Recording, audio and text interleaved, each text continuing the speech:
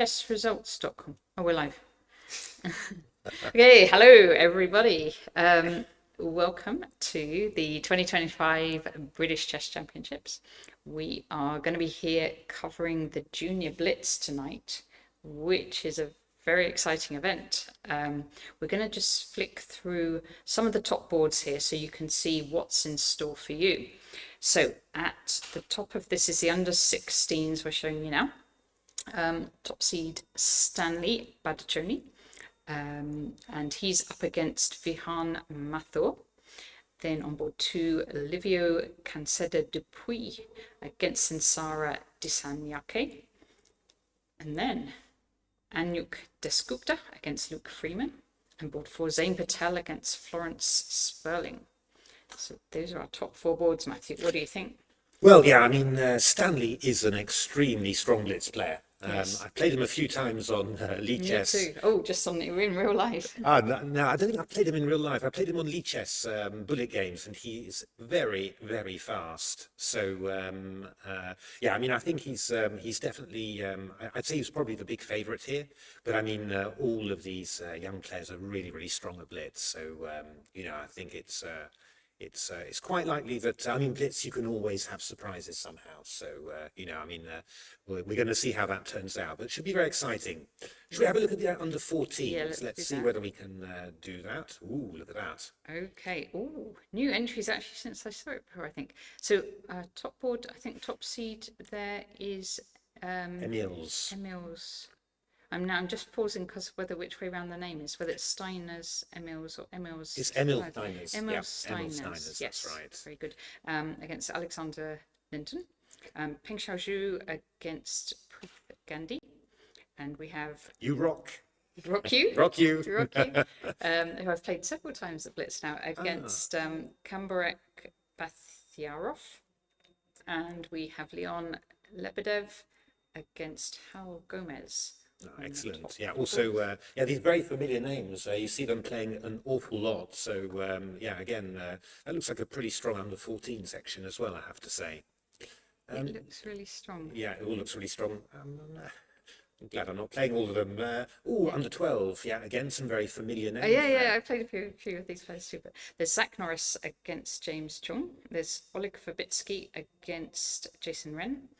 There's Maxime Christopher against Shlok Maheswari. Help me with the names where I can't. And Sadith Pai against Nicodem Ford.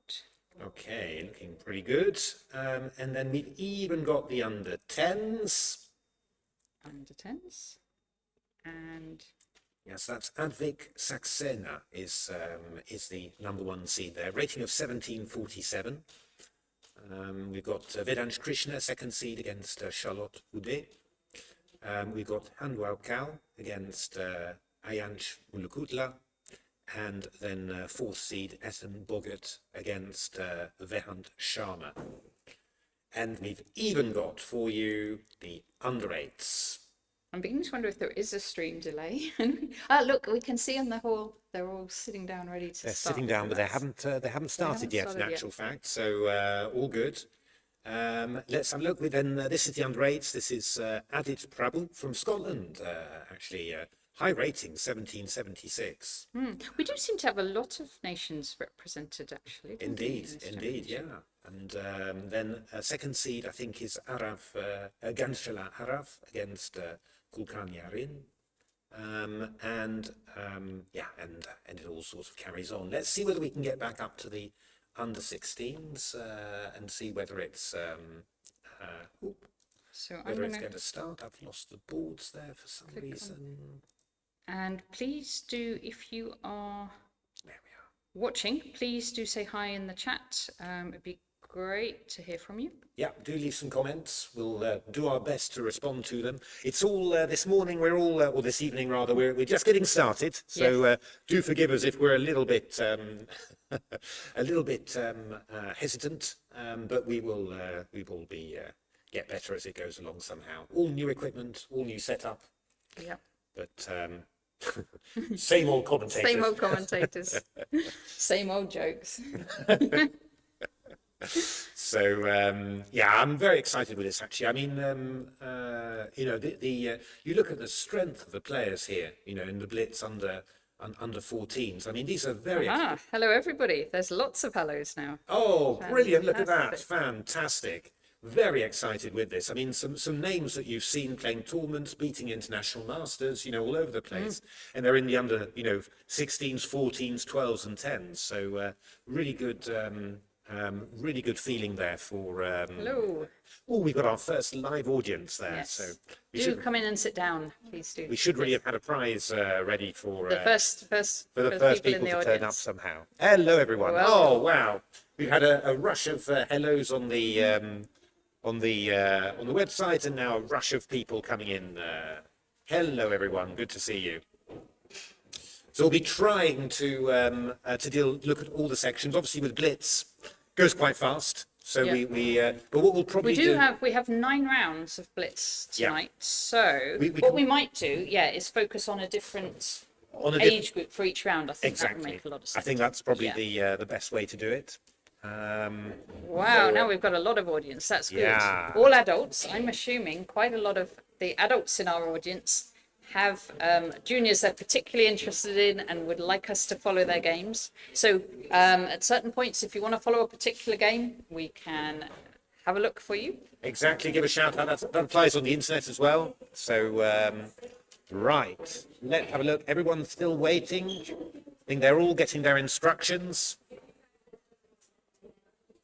Okay.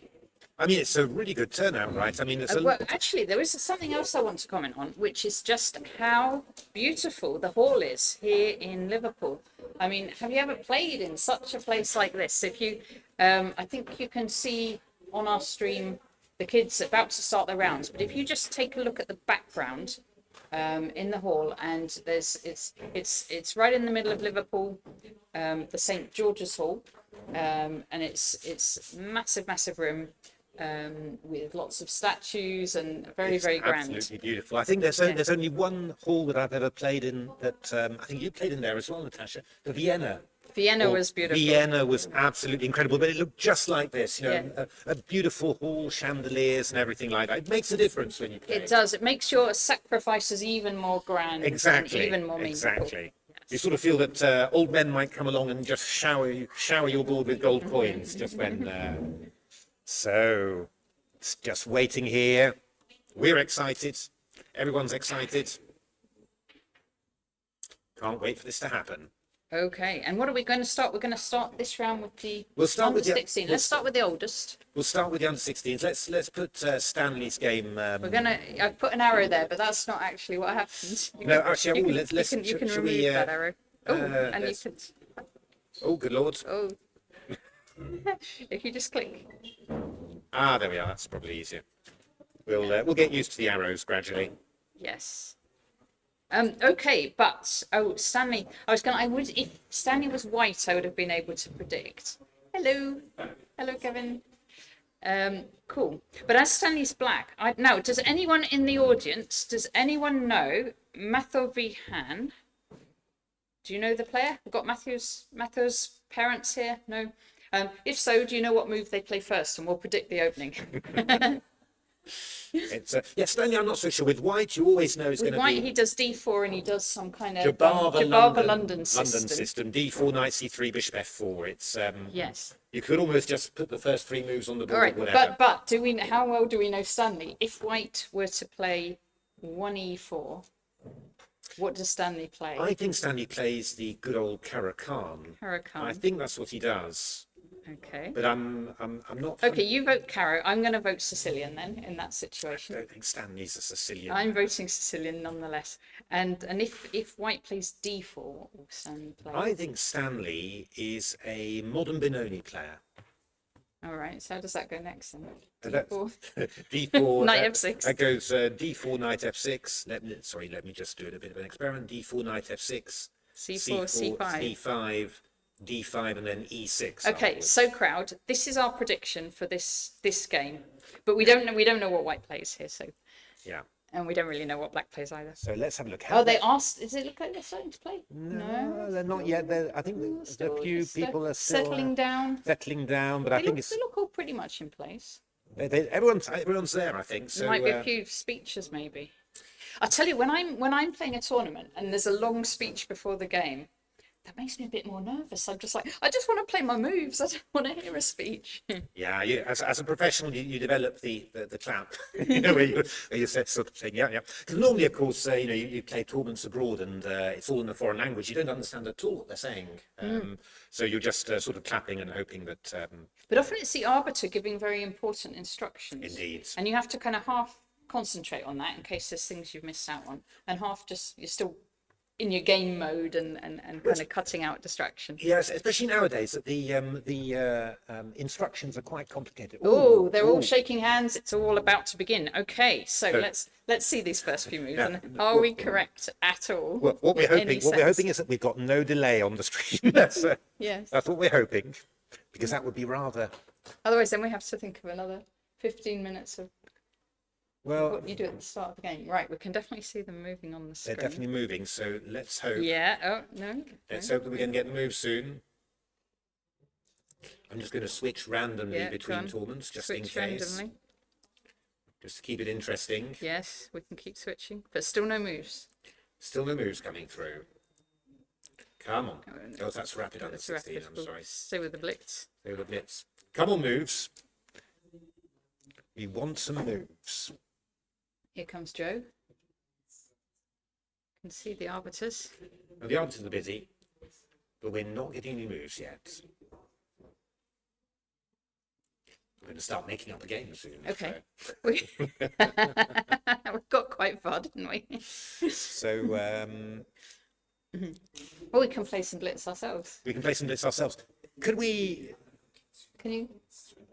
Okay. Could you just check to see whether there's a delay? Whether there's a stream delay? There shouldn't be, right?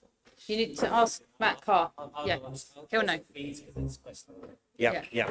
Okay. We're just trying to get that sorted out, everyone.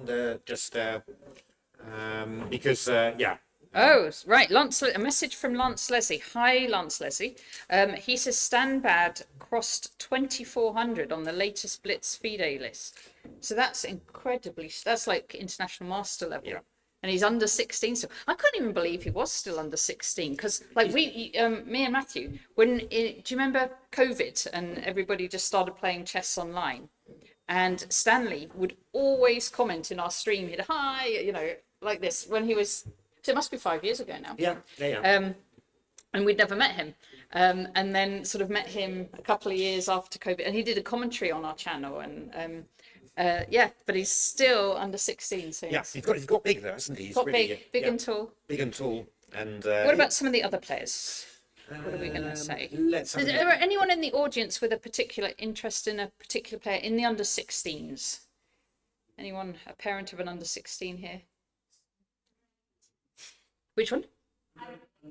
Under 8. Under 8. Well, let's have a little flick to the under 8s while we're still waiting for the move. So, which board is your child on? Board number 1. Ooh, right. Playing white or black? Oh, they haven't. They're about to start.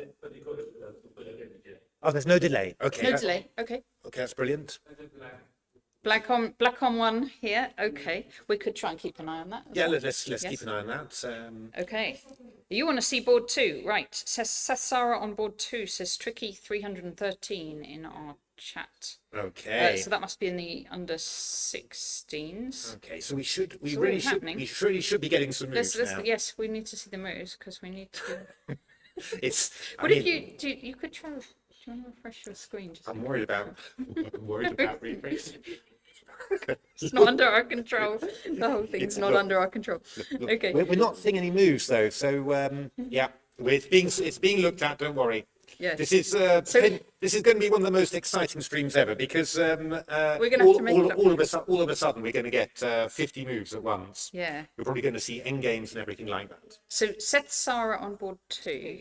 Oh, there is not Seth Sarah. No, maybe it's a different section. Yeah. No. I'm looking for tricky. No.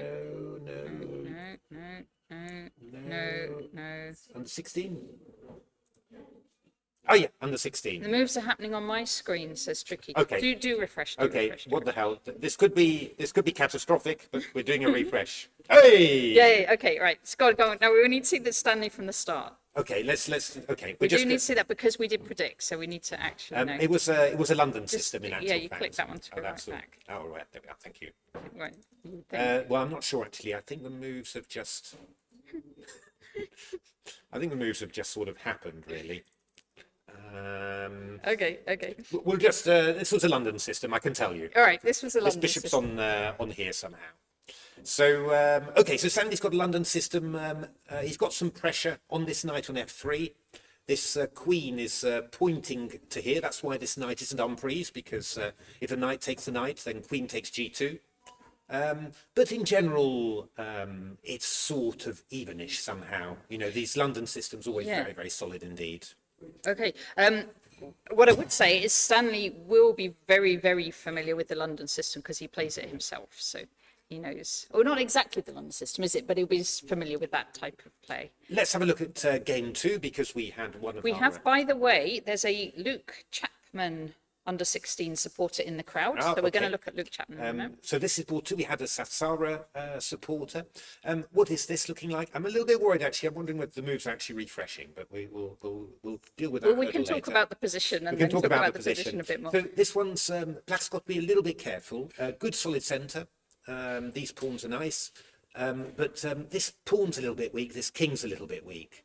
So White's got a few little ideas just to try and line up on the position. But okay, you know, black can deal with it. You know, the knight can retreat to defend the pawn, but it's just a little bit. Yeah, this king's a little bit weak somehow, but nothing too terrible yet somehow. So this is quite interesting. I'm just going to refresh again, Natasha. Yeah. And we're just going to see whether the moves are coming on, but they're not. God. They're not. They're not refreshing. The moves are not refreshing. Oh my goodness me! What a nightmare. Okay. No worries. Let's look at board. Oh, we've the under 8s. Let's have a look at the under 8s, please. Okay. So what we've got on the under 8s, we've got no moves on board 1. Oh, that's a shame because we've got a board 1 supporter. We've got a board 1 supporter, and we've got no moves coming through. No. Okay. Board 2. No. Okay. Right, back to under 16, and we have a black 1 already. Oh, I'm afraid that the Luke for the Luke Freeman fan. No, it's Luke Chapman. Luke Chapman. Oh, it was Luke. Different Luke. Oh, it was a different Luke. So he won there, but unfortunately, I can't see the moves. Oh dear me. Why don't we have? So that's quite funny. Yeah, don't worry. We will get this fixed. We'll get this fixed. But Zain Patel, look at this pawn structure on this board because it's very, very interesting. Zain Patel has put all his pawns on the dark squares. And he has a dark square bishop, but he does have the A file. Yeah. Yes, in principle, though, black's doing quite well. Yeah, because I mean, the knight's probably better. The knight's probably better than the bishop. What you really need to do here is to get the there's a problem that the moves aren't refreshing. Well, let's do it between rounds. Yeah. Okay. So we can put the pawn on there, and that would give this knight a lovely outpost on f5 where it can't move, and it could even potentially sort of give a check and come in here, you know. And this could potentially be very, very nice for black, I think. But tough game all the same. Let's have a look at how Stanley's doing. Stanley, this is looking quite dangerous for White there. So they've got the material imbalance. Yeah. Oh, you got it on yours. Yeah. Yeah, we'll have to work out our tech. Yeah. So Stanley's got 2 rooks for a queen, but look at this passed. Yeah, and the queen can't take the pawn because the rook is going to take the knight. So so that one's looking good for black. We need to look for Luke Chapman because the crowd was after Luke Chapman. Yeah, indeed, yeah. So the Stanley's one. Okay. The Stanley's one. Yeah, this is okay. Luke Chapman is what we're looking for. If you can say, if you've got someone you're supporting, let us Luke know. Chapman. I can see Luke there we Chapman go. here. Let us know the board number in general because that will. So we've got black is doing pretty well here. Very good rook ending. 2 pawns up, 1 pawn up, and but another one going. Either this one or this one will go. So we are confidently predicting here a black win. Okay. Yes, look at that one. Let's have a look. If we refresh, then If we refresh. maybe with the power of no, maybe with the power of Sathsara has hung an exchange, says Tricky. oh no. Oh, let's have a look. Okay. So Oh, yes, that looks... well, this is actually really complicated still, Okay. actually, because you're horribly pinned, it's true, but the rest of your structure is solid, and it's not quite clear how white's going to make something of this somehow. I mean, black's still got resisting chances here. Probably this rook is going to try and come round the back and try and cause some inconvenience. But the point as well is that these pawns are on light squares. So if you swapped off rooks and then got your bishop in between, you could do some damage somehow. Okay. It's possible. It's not nice for black, but it's not Not the end of the road. Not the end of the road yet. So Right. still plenty of open. Of course, and it's blitz, so anything can happen, right? Oh, yeah. See, this is black's just holding on to this bishop, and white's finding it very hard to do anything. This is maybe a little risky, putting the pawns like this, because they were quite strong on the other. On the other hand, the white's king restricted. This is very exciting indeed. So yeah, this is. Let's have a look. We're doing your best to give you these sort of snapshot moments. Do bear with us. This will all improve. Don't worry at all. We're professionals. Okay, Ooh. so we could give you some results. Yeah, Emil Steiner's beat Alexander Linton. It's gone with seeding. It It's looks gone like with those seeding. top four Yeah, boards. Pen Xiaozhu beat Prishgandi. Rokyu beat Kamronbek Bakatjarov. And Leon Hal Gomez lost to Leon Lebedev. So in the under 14s, no surprises. Top four boards, all very solid indeed. Blitz under 12. I think we've got Again, going with seed. But we have a although draw on we board 4. have a draw on board 4, where Nicodem Ford was held by, or rather, held the draw against the higher rated Sidant Pai. So that's pretty exciting. Let's have a look at the under 10s. Again, I think. Oh, we've got some. We've got some. An upset. We've got an on board upset 3. here. An upset here, yeah. Han Wukao beat Ayanch Mulukutla. And apart from that, yeah, it's pretty much going according to seeding. And let's have a look at the under 8s, see what we've got. So we don't know what the first and the third board were. I think these went according Those went to with seeding. seeding, Went yeah. according to seeding. But we Now- don't seem to yeah. have moves on the other. Yeah. On board 1, unfortunately. Now, I think what we're going to do is we're going to be Yeah. stopping. He won. Oh, congratulations. Oh, congratulations. Well done. I think we're going to be just. We're going to pausing- stop the stream for now, and we're going to try and sort out this text so we actually get the moves. So we actually get the moves. That would probably If make that things a would little be bit better. ideal. Yeah. So we're going to just pause now. Oh, Sathsara has flagged. Which way has it flagged? Go back to under. One side has lost on time, but we don't know which. Haha. We will know now.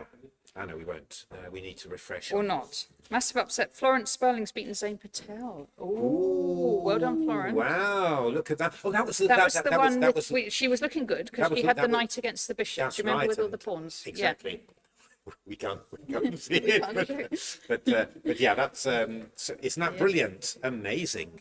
And we will pause the and, stream. We we can't. can't We have pause no the stream. control. We We have no control over anything. But we will pause the stream at some stage, and we will make sure that we can get our moves here. Bit of a chaotic stream. I do apologise. It's the very first evening, and we're a bit all over the place. We're not on our normal stuff at all here. But tech support will. We can pause. Yeah, we're going to pause the stream now. Do hang on. We'll be right back with proper moves for you.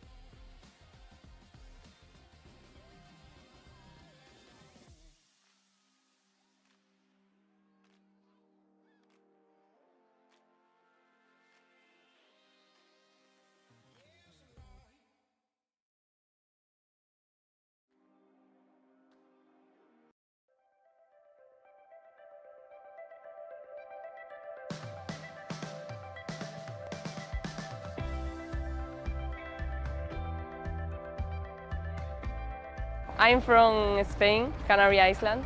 I came from China. We come from Turkey, actually, that's where we live. So we come from France, Brittany. I come from a city called Zacatecas in Mexico. But I am from Turkey, they are from India. We're from Montreal, Canada. Today I've come from Dublin. Well, we have come from Algeria. We stay in Liverpool for 3 days. I've been UK for 10 days.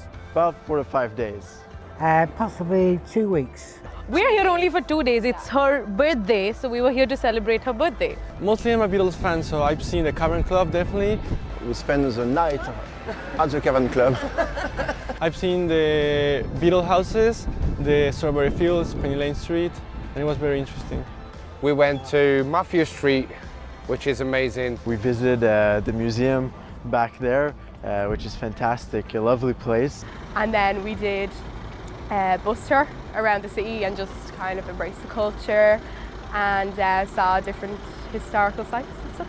It's a real modern city now, but still got all the historical elements to it as well, and it's just such a fun, forward-thinking city, really. Been to the Liver building, we've been to the museums, and now my wife's forcing me to do shopping. The most surprising thing is the bombed-out church, I think. The best bit of the bus tour was when we saw the Chinatown, and there was like a gorgeous archway. She loves the docks a lot, so she likes the beauty of the port, the docks around here. Whether it's partying, whether it's food, everything is just at one place, so that's a great thing, a mix of everything, correct. Oh, that's hard, man. Describing Liverpool in one word. Buzzing. Lovely. One. Yeah, one word. Characterful. Amazing. It's probably the best city in the country, really. Liverpool is a fantastic city. Seems to be a cool town. The pubs are perfect and the people is amazing. It's perfect. You have to come to Liverpool.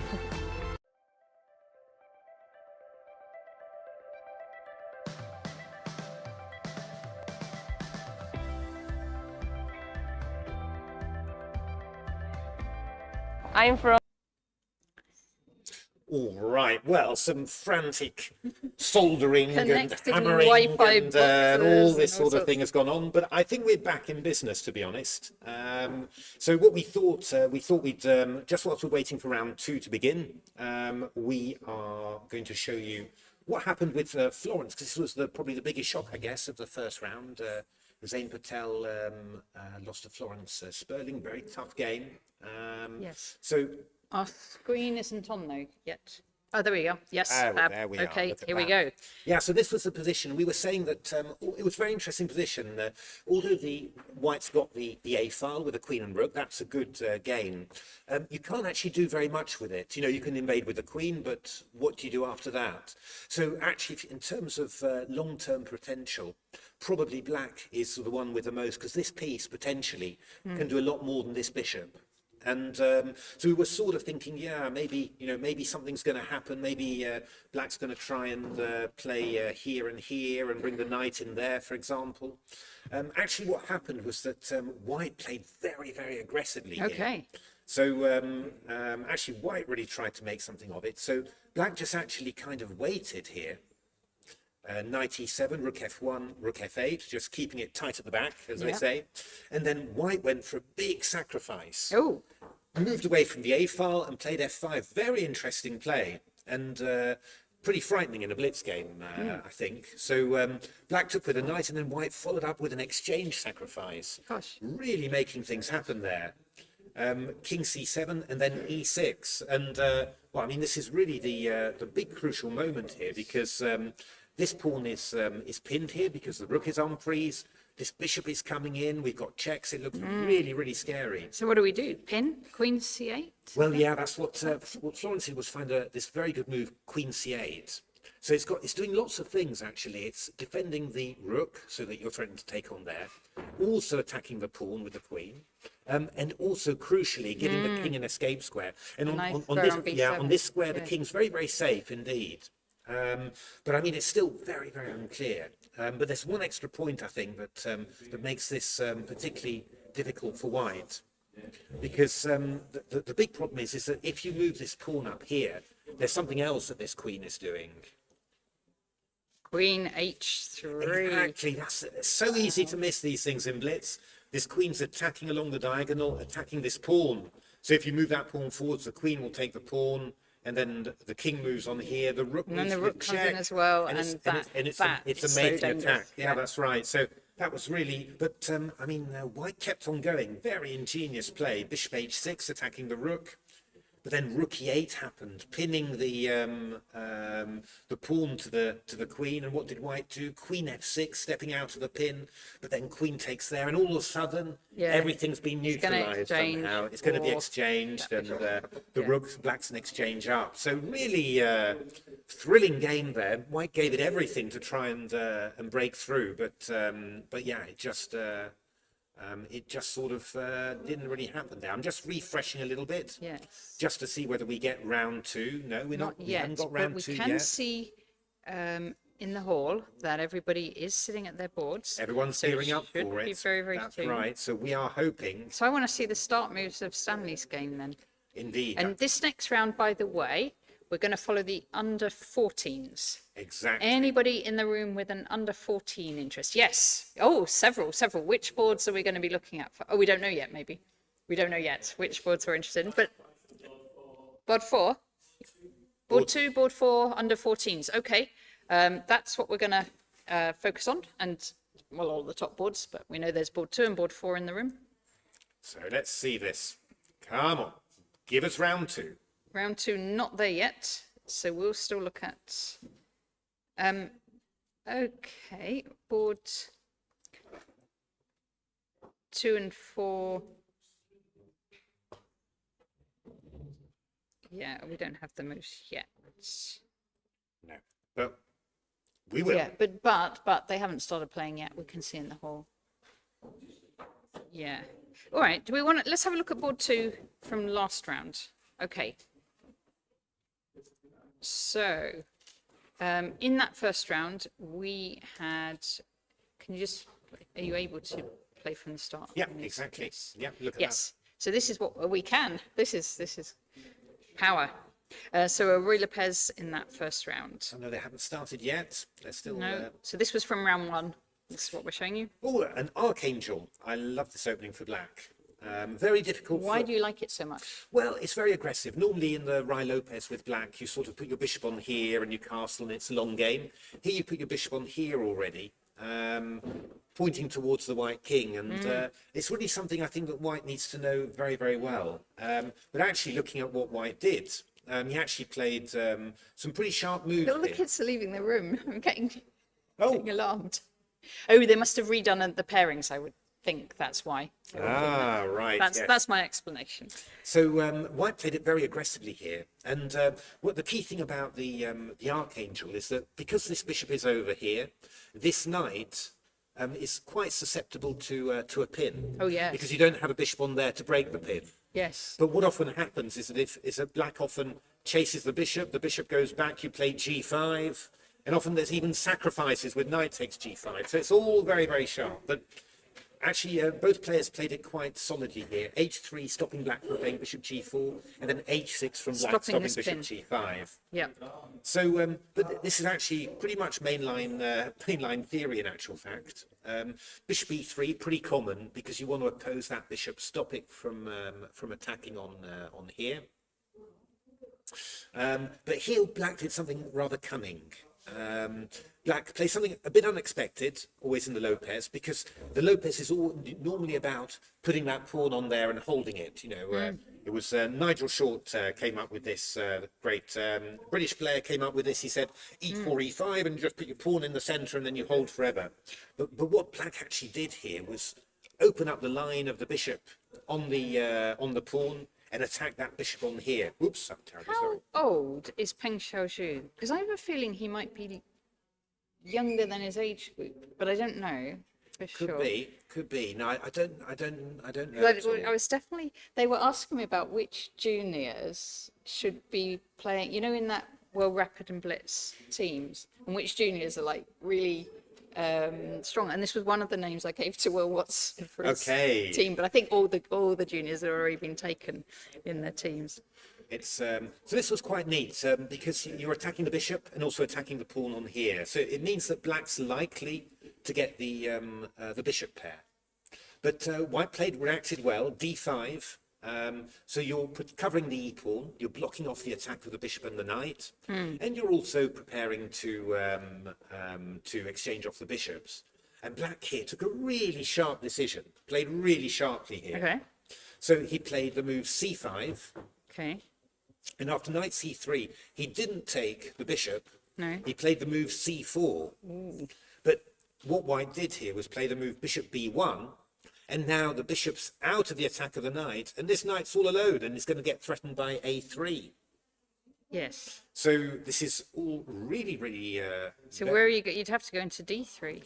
You could go into d3, but that would lose a pawn, of course, because we've got the bishop and the queen attacking the d3 square. Of course. Well, black played the move a5 here, giving his knight some room, but leaving that pawn on prise. A sacrifice. A sacrifice indeed, which white took, and black took, and then played the move queen b6. We can see the junior sitting down, so I think we might be having some moves soon. But yeah, so the queen attacking the knight on here, attacking the knight on here, and the pawn on b2 beyond it. Okay. I would have been... Do you think it's still theory then? It might be. I don't... It's hard to know. No, I'm not too sure. much. I think it's too much now. I mean, I would have played a4 here, just protecting the knight, and white played the move knight d4, and black didn't take the pawn on b2. He said, okay, this one's weak. He played the move knight c5, very active play, bringing that knight into play and looking to play... rook knight, e8. Knight b3 could have come in at some point. Looking to play the move rook e8 there and attacking the pawn.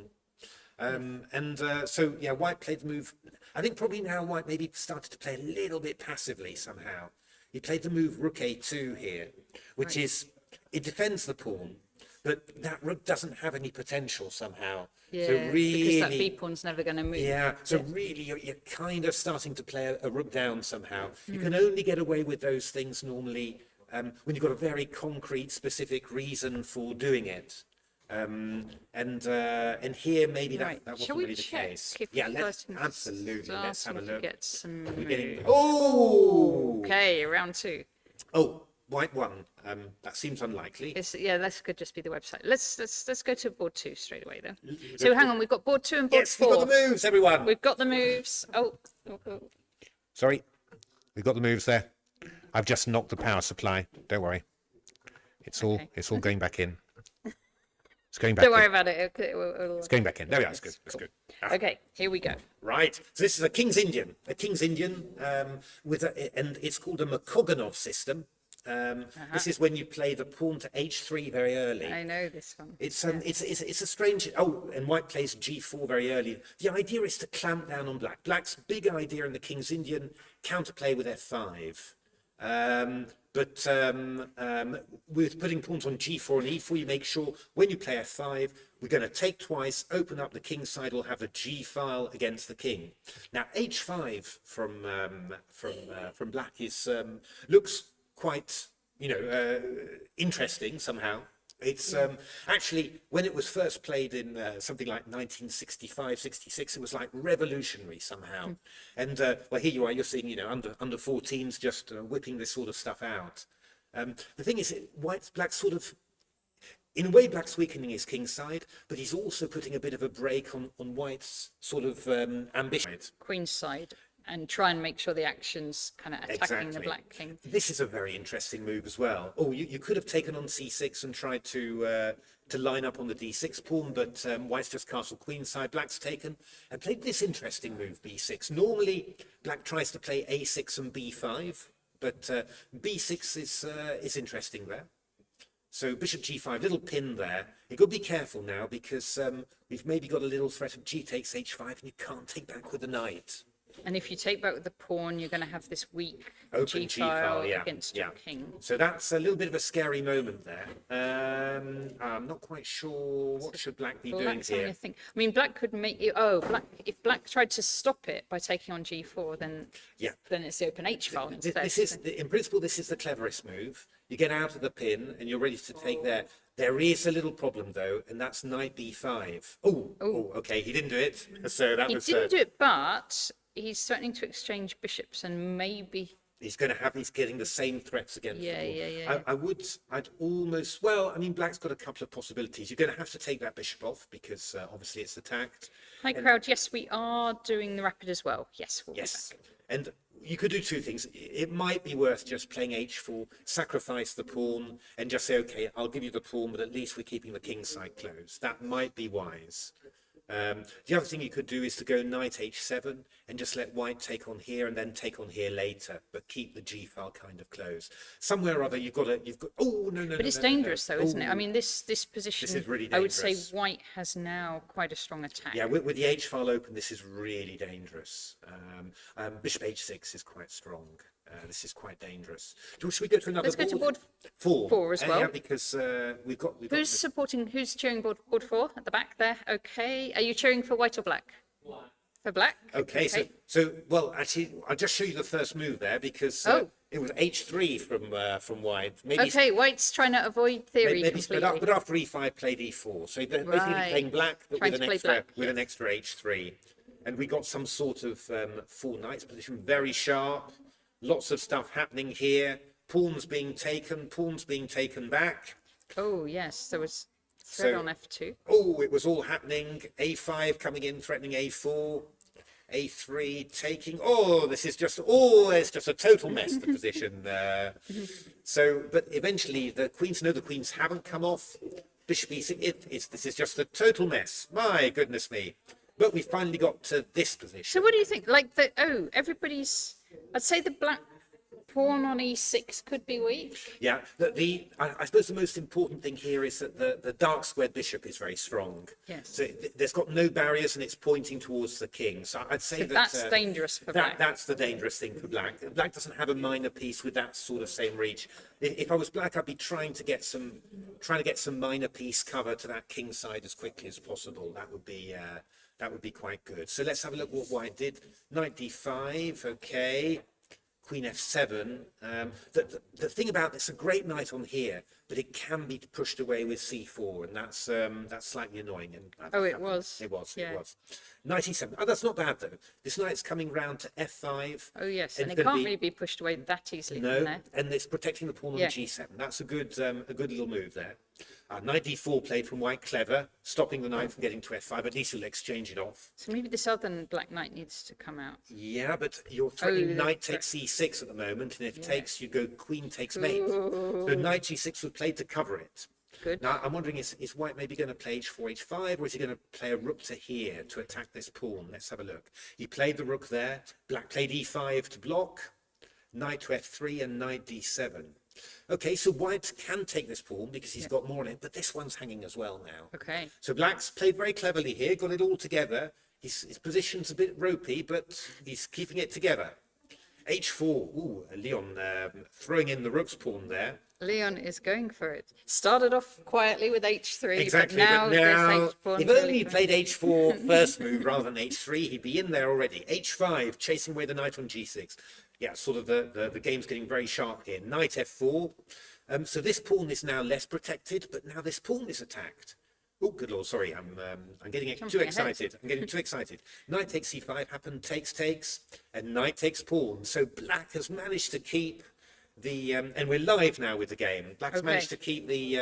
So this isn't completely clear because traditionally, with a queen and a knight, you quite like that. Yeah, no, knight f4 is a good move. I mean, black played this incredibly well. I was kind of worried for his chances of surviving somehow, but he's played this very, very well actually. So, yeah, I mean, this queen is beautifully placed. It's defending this pawn, attacking this one. So white can take this one, but then we take this one. And this knight, it's looking at squares somehow. Knight e6, that's not bad. Everything's protected. we've also got some little ideas maybe of playing c5 and knight d4 as well. I mean, white is better here, but it's you know, before I was sort of thinking all clear to maybe winning, and here I'm thinking black's in the mix somehow. Bishop g3, that was an interesting move. I would have tended to want to like put the that bishop. diagonal? Yeah, I like that Yeah. diagonal somehow. But Oh, yeah. Olivio's lost in the under 16, says Tricky. Oh. So that's one of the top seeds. I think that was second seed. All right. Now this is a pawn's gone now, but I think we're going to look at knight d4, aren't we? We are. Yes, we're going to have a little knight e2 check. Oh, interesting. But white's managed to get the exchange. But yeah. But the king has to go on the h file, and then you can go queen. Oh, rook e6. bring the rook in. Oh, that was unexpected, and yet It's extremely, good, isn't it? It's going to extremely come dangerous. across to. Yeah, how are we going to stop the mate? How are we going to stop the mate? But white can check on the back rank. Yeah, you could probably even just offer the queen exchange, because then you're threatening. You know, if you take off. Oh, he's played rook e8. Okay. Oh, we're going to get a repetition here, I It's think. going to be a draw. And that might be the correct result, actually. Queen White's only got 5 seconds left. Oh, you better play quickly. Yeah, rook e6 is going to be a draw. It's going to be a draw. Wow, what a game! There you Well go. played. Well played, both players. Well played, black. Very good. Very nice. Lots of nice. Everybody happy? Lots of nice little ideas in there. Wow, very good. Okay. I'm truly impressed. I have to Let's say. switch to. How about this board with Arthur Kendall? Because I had to play Arthur. Arthur Kendall beat me at this. Oh. The World Grappling Blitz. I had this wonderful position, and then it all went wrong. Well, I think he's looking good. He's looking good value because he's got lots of pawns and a couple of extra pieces. That's going to be a win then. Okay, so we don't need to follow this. No, this one's game. this one's good. Okay. Let's have a look. We just see. This is going to be a bit of a tricky one. 2 bishops. Oh, Two bishops. black's 2 pawns up here. Black's 2 pawns So, up. in theory, black should just be winning, right? Yeah. But with 9 seconds on your clock, Yeah. that's a different story. Exactly. And h6 now could be very dangerous here Oh, because black's sort of unprotected the knight. Oh, h6 alert. Oh, bishop e2. Oh, he's coming round. He's going to come round the back, I guess. This is still Oh, so completely. It's anyone's game. This. okay. So king forwards. Bishop f8 now.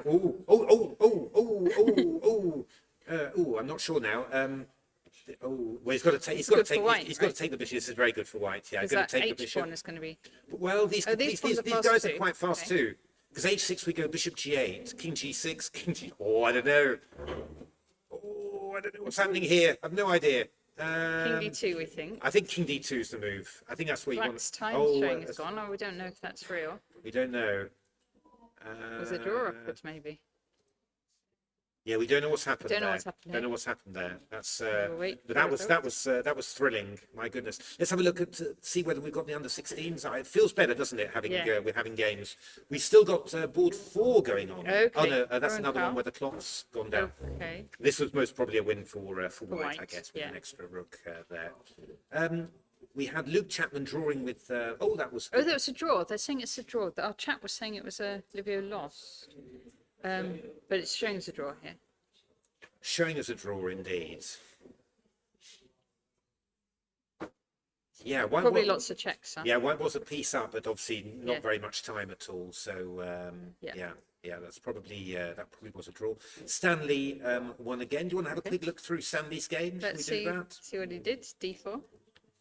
Oh, good Lord, Stanley! Stanley's got old. He's No, playing. but this is, so I told you that he did this against me. It was like a Queen's Gambit accepted when I played him 2 weeks ago. Stanley's got mature and old, Yeah. and he's playing proper Yeah. openings now. I saw his bishop on f4 though. He couldn't resist it, could he? Yeah.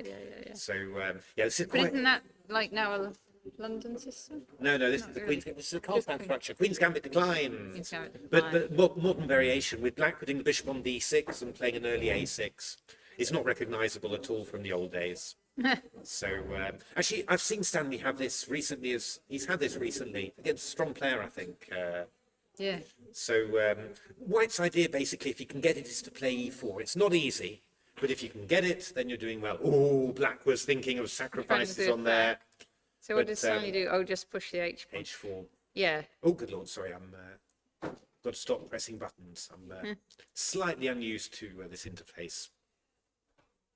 So let's have a look. So Queen Right. f2, Knight f5 came in. Yeah, this is quite typical somehow. Oh, and Black missed a little trick here. Here we got knight d6, forking the rook and the pawn. We've got a request for an under 8 game. Under 8 game, absolutely. Arav Ganshala. Let's go for it. Oh, board 1. Board 1, okay. Oh, it looks like it was a bit of a quickie. Let's have a look. So King it pawn was opening. French defence. French defence, advance. Ooh, ooh.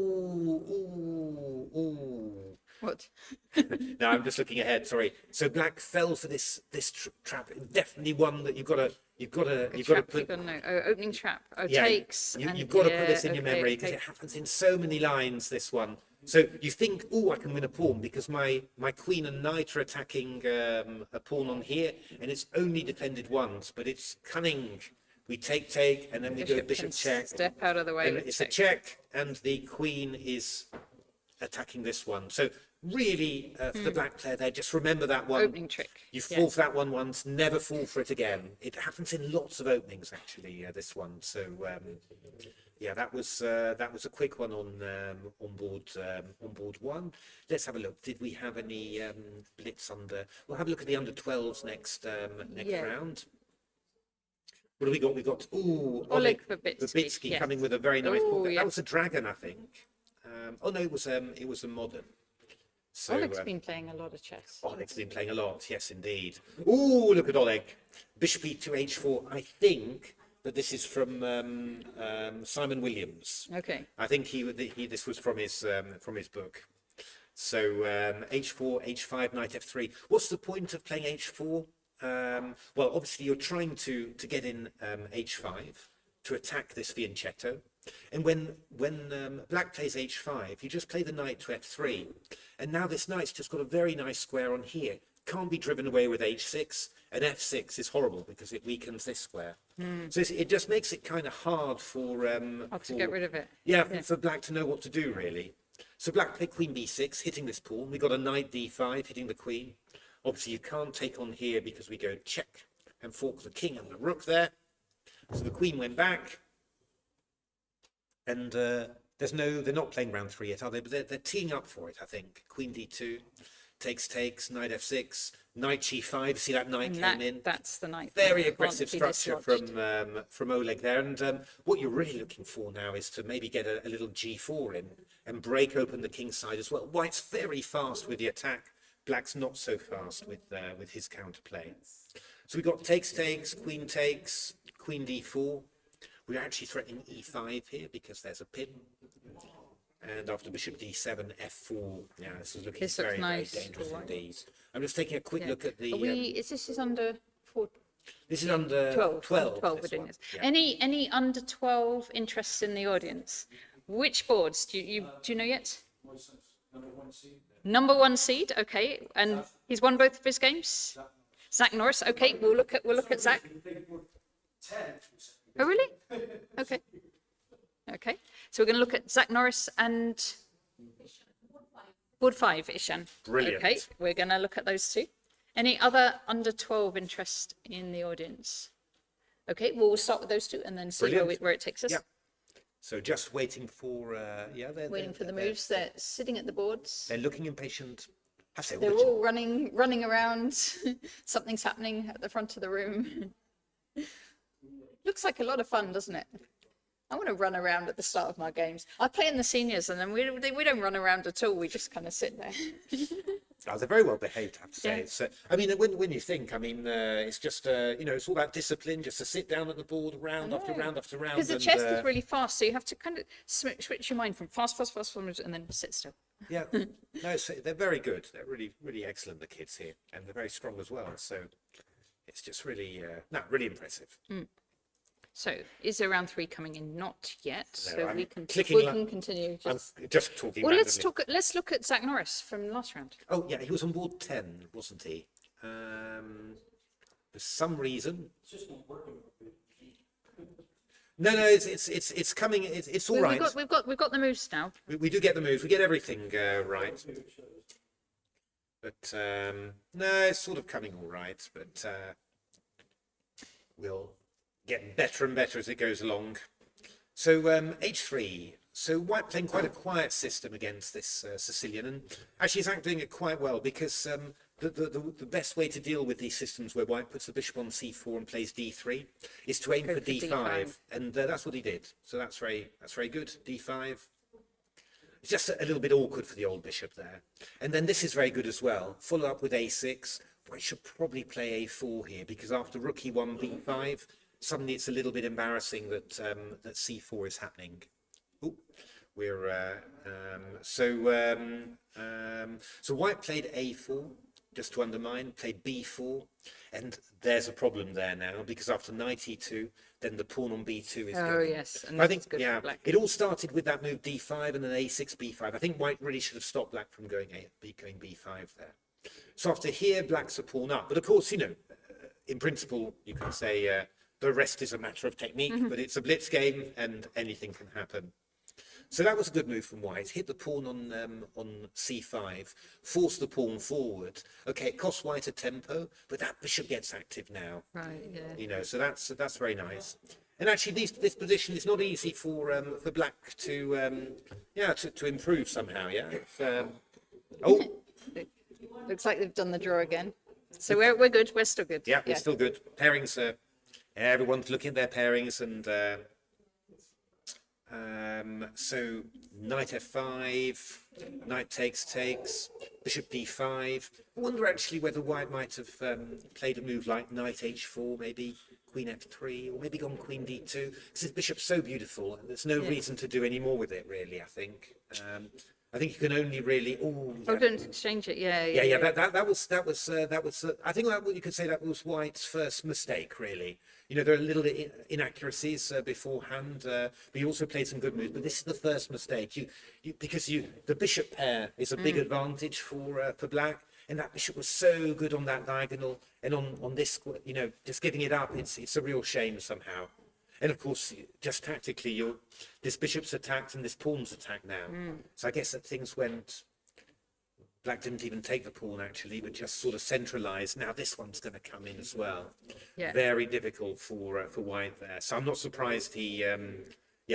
White lost this game in the end. I think that's really where the game went wrong there somehow.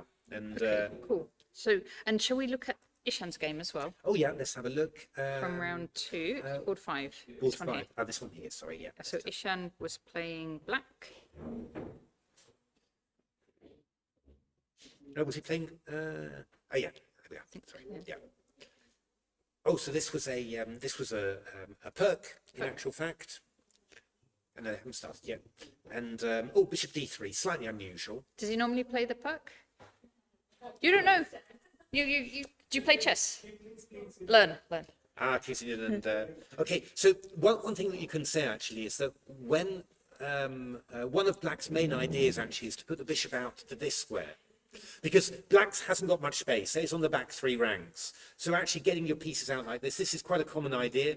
You're even happy to exchange off this bishop off for the knight, and then you bring your knight in here and play e5. You get the same thing that he got in this game, only you've got more space because your bishop's out of the way.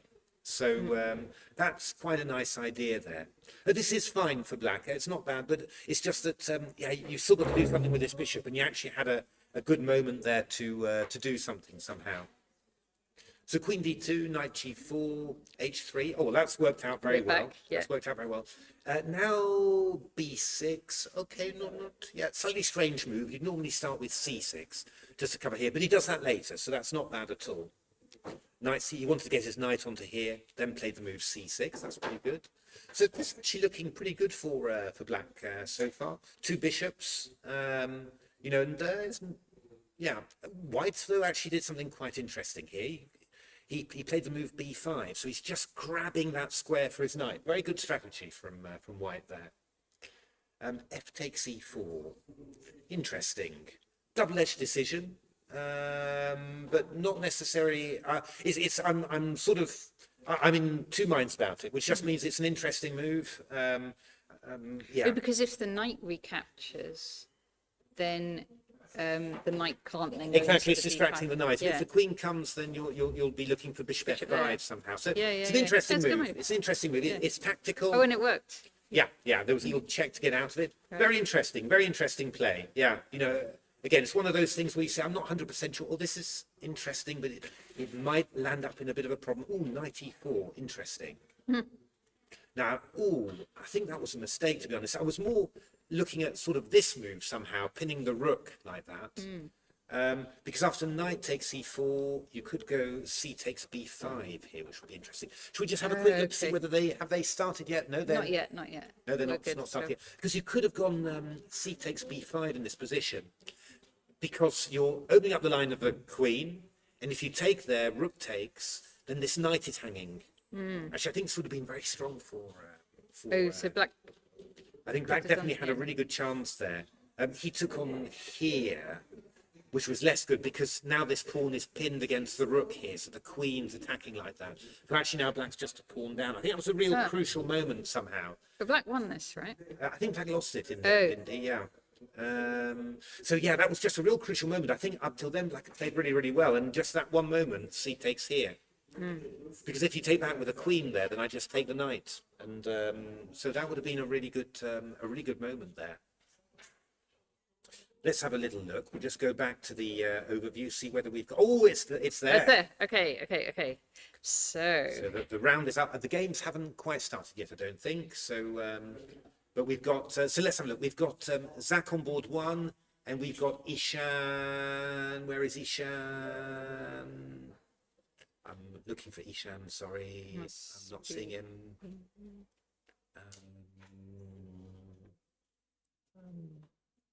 Sorry, I'm blind. I can't see somehow. either.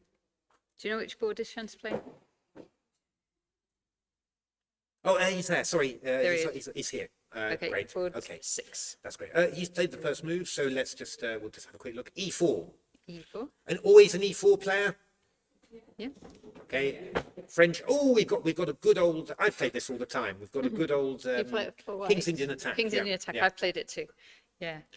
You've got two possibilities against this system, slightly unusual. G3 is normal. You can also play E5 and followed by F4. It's also quite strong. But G3 is normal. So interesting to see what black plays. It's not very well known, this system, but black's playing quite interestingly, just opposing this bishop. The idea is that if the knight comes here, you might, on a good day, be able to take there. Oh, but this is quite interesting. White's just protected the pawn, and I guess he's looking to play the knight to here now afterwards. Yeah, so this is quite a normal position now. Black's played interestingly. It's not your first thought for quite where to put the pieces, but it certainly hasn't been bad at all. Now, White's actually got the opportunity. You've got to watch out. He can play E5, which is quite nice. The one thing he's got to watch out for, because this bishop is very aggressive, but this is a good move. B4, E5, very good. I was just about to say it, and he's played it already. Very good. So this is winning a piece for White now. So, yeah, White's a piece up there. Rook takes, well, you can take either that one or that one. I'd probably take that one, actually. Would you? Yeah. Because, you keep your, the bishop, okay. You keep, both are good, but I would have kept my bishop around my king, really. Yeah. So you could move the knight now to defend. Knight to here is quite a nice move, yeah. Always nice to develop, but this is fine too. Yeah, I think he didn't want to allow the pin somehow. But, so this should be completely winning for White, Yeah. but of course you've always it's got blitz, to... it's blitz. It's blitz and anything can happen. Things can always happen. Let's just go on to Zach. Yep. What's this? So Zach's a one knight F3. He's playing the old sort of English systems somehow. Oh, playing some sort of Botvinnik system, the Iron English. That's what Simon Williams calls it. Just playing with this blocked centre. And black's being symmetrical. Black's being symmetrical. You block the centre, so you've got to play on the wings. That means either this break with B4 or F4, moving the knight away first. So Zach plays for Rook B1. Oh, they're really copying each other here. How long can black keep this going? Black doesn't dare stay. I mean, if black wanted to copy, he could take on here first and then play B5. That would have been quite normal, in actual fact. Black played Rook E8, and now... no more symmetry here. No more symmetry here. So takes, and knight D4 played from black. And we get this very unusual structure where black's played the move D5. So White's got this sort of queenside pawn majority, you could say, where in an endgame, these pawns are going to be quite dangerous. However, we're not on an endgame yet, so it's a bit of a more of a long-term thing. And black's got quite a lot of pressure in the centre here. Very sharp game. Zach played f3. Interesting, just reinforcing the centre and saying, thou shalt not pass. So b6, a4, bishop e6. Very interesting, very unusual game, this. Hard to say what's really... Oh, f4 now. So Zach really going for it now. So you play the move f3, and often you get, when you play a pawn move like that, you get lulled into a sense of, oh, well, he's going to stay there. But, you know, you can also play f4 in 2 moves rather than 1, and that's what he's done. Zach's move, of course, contains a threat. Yeah, it's Threat of trapping this bishop. indeedy with f5. Also opening the line of the bishop, by the way, so e takes d5 is a threat as well. But it's got to get... Ooh, that's an interesting move. Knight c5. Ooh, are we going to get... Yes! Wow, we've really got an unbalanced pawn structure here. Just with, it's like a notabone system in the semi-Slav, if that means anything to you. But you've got 2 passed pawns there, but you can't advance them yet. And black's got the 2 bishops and potentially a lot of play in the centre. This could get hairy. So, oh, that's a good move, to take on e5 just to break that up.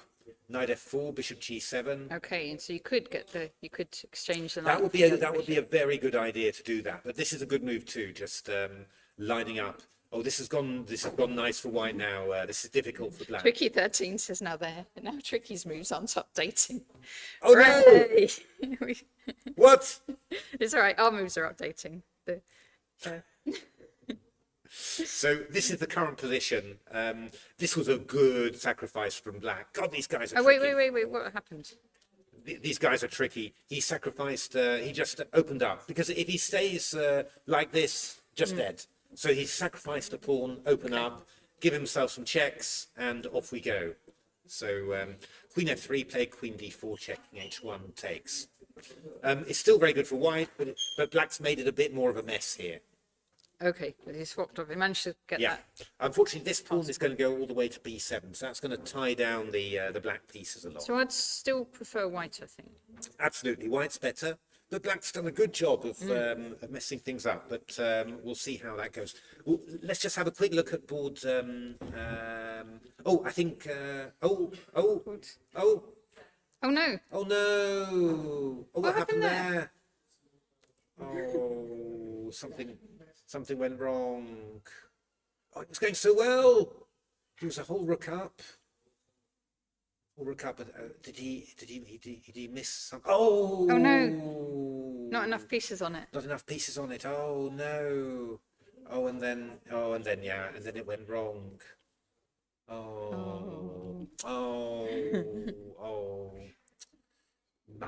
Better luck next time.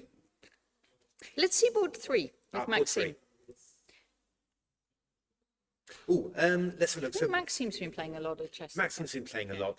Black's actually doing very nicely here. 2 bishops, and potentially a sneaky little pass pawn with b6 and a5. Okay. Oh yes, So, these passed a pawns are always nice and dangerous. This was an exchange, Rai Lopez, but normally, you know, in those sort of positions, white's trying to grind black, but here black's sort of done a very good job here. So, but obviously, you know, there's not that very much time left, so Lord knows what's going to happen. This is going to be a long one. Let's have Oleg, I saw that this one was, so this is, what is happening here, Oleg? So, in principle, Oleg's doing very well. He's... So this move g6, as opposed to, I don't know, leaving it there, or is it essential, really, to keep that king closed off? Exactly. I mean, there is a mating threat on here, so you've got to be very careful about that. But yeah, in principle, black's got enough pieces to cover, so you know, it should be quite decent. Now, you've got to be very careful. You've blocked this, but now, yeah, Oleg's being very careful here. You know, blocking and then bringing the queen back. But this is quite nice, isn't it? Because now black can. I was going to say. Oh, that was a bit careless. That one. I mean, black's still fine, no worries. But well, I think black's getting a little nervous there. I think short of time. Yeah, obviously short of time, and you sort of think, oh, come on, this should just be winning. I want a clear win, and you just don't quite have it. Yeah, it's dangerous though, because dark square bishop of white could somehow force the rook off the diagonal. Yeah, that's right. So queen d7 probably should be played, and then rook f5. Oh, rook c7. Ooh, rook c7. Queen f6. Rook f5 would be F5 very now. sensible now. That would be a very sensible move now. Oh, okay. Queen d4 then. Okay, queen d4. Oh, d4. blacks. This is a little bit. My heart's beating faster watching this. But queen d4 would be a good move. You're forcing the exchange of queens, bizarrely enough. Lord knows how it happened, but that's actually happening. Okay, so that's worked. for That's white. worked. That's worked for Black, black. sorry. For black, yeah. So I would probably play bishop g5 as white and just try and keep some dark square pieces on there. But in principle, black's just. But winning black this should just now. whip those queens off as With quick queens as- off, this as is soon just as. yeah. He Oh, won he's won. and resigned there. So Zach Norris drew. Oh wow! Should we have a look at quickly how that happened? Black did play this very, very well. He queen a6, threatening a rook f1 check. Oh, and then in order to deal with it, Zach played b7. Rook f1 check happened, and then queen e2 check. I guess Okay. Zach probably missed that one, and then the perpetual. God, perpetual, yeah. Great game from Black, actually. Really hung in there to make that happen. Let's have a look. What else do we Yeah, have? let's look at that one there. Yeah. Okay, so this is really Bedford against Siddharth Pai. Oh, this is nerves. This is nerves. Oh, this is so white's got the extra Yeah, I mean, piece, actually, but black's got these pawns. Black can get coming. Black can get the piece back. Just sacrifice. Oh, I'm not sure about that one. Oh, you can go c2 now. Then at least the same thing. c2 takes, and then it's rook and pawn versus rook and pawn. Okay, so Oh, c takes b2. Oh, that's turned out even better then. b1 now. b1. Oh, rook c2 even is possible. oh, Because clever. rook c2, I'd have b1, but you could just go rook d1 again. So, we've got a rook f1 check. Oh. Yeah, this is rook f2 is the only move now to cover the check, but you're going to end up in zook. Oh, b1 queen. Oh, it's all turned around there. So hard luck, Rudy. Looks like. Oh, Siddharth has to play a move quickly because. Okay, got some time now. Yeah, it's got some time there. Yeah, I mean, they got little increments, haven't they, on these? Yeah, So, I think it's 3 minutes plus 2 seconds and move. it's not much increment, but it's enough in get these you, sort of yeah. situations. Let's have a look. That one's winning as well. Simply, let me have a look. I've got a scroll bar here. No, but I can. We can Yeah, just. if you can do that. We've got Hunting Wang against. That's one of those zeros. When I'm presumably black's But time got some there. time. Okay. That's what that- Should we have a look at the Yeah, other let's section? look Just at have a the look how that went. sections. Blitz under 16. Oh, I think the chat is actually saying that the under 16 wasn't working this round. okay. Blitz under 14. We concentrated on the right one. Had Emil Steiner's white one. Arthur Let's have a Kendall. look at this one. Oh, this. Oh! Oh, okay. Yeah, these are two very good players. Yeah. So that actually ended up being made. and Oh, we were watching Arthur this. Kendall. Yeah. And Arthur Kendall's delivered mate. Well, that's what he did to me. Yeah. That all turned out horribly wrong, didn't it? Well, we saw this game, didn't we? Did we see Was this? this from the previous round? Oh, no. I think we saw each of those two play separately, but not against each other. Okay. Because this looks very familiar. This is incredibly I familiar. don't think we've seen it. Okay. We might have seen the start of the game. Yeah, I'm getting confused now, but yeah, look, it's the same. It's the same one. It's the same. It was from round 2. This was the one that. They've broadcast the game the same, but with different names, is it? Yeah. No, I think probably the under 14s wasn't working either. Right. Okay. So we were lucky with our under 12s. We were very lucky with our under 12s. Yeah. Okay. Well, next round we're going to be doing the under 10s. Oh. Any interest in the under 10s? Yes. Which board? Do you know? And Mary, we're going to look for Mary. Should we look at what Mary did in round 3 in the under 10s? Mary Caudry. Oh, she won. Mary just won. Do you want to see a bit of the game? Yeah, let's go for it. Okay. A good old London system. And does Mary always play the London system? Pretty much. Changes a bit. Okay. A3, cautious move. If you go play c4 immediately, then black can actually take this knight and then throw in a little check afterwards, which is a little bit annoying. Okay. So a3 stops that. Bishop b5, pinning the knight. Ooh, and aimed on that knight, and that's just going to pick up a pawn. Okay, crowd is also talking about Ethan Bogard. Is that in the under 10s? We can look for him as well. Yeah, we'll have a look at him as well. So this led to the win of a pawn for white, which is very nice, of course. Castles, and then b4. b4 is quite a good move. Stops black from getting free with c5 there. Developing the pieces, that's very good. Rook c1. Yeah, this is very nice play, actually, and c4. Very smooth. So just lining up against the pawn, and just also now you play c4, this queen can come out to here and attack some pawns. So we're happy all Looking round. quite nice for white. dc4, knight c4, that's good, taking back the knight. f3, also good, setting up your centre like that, good and strong, good play.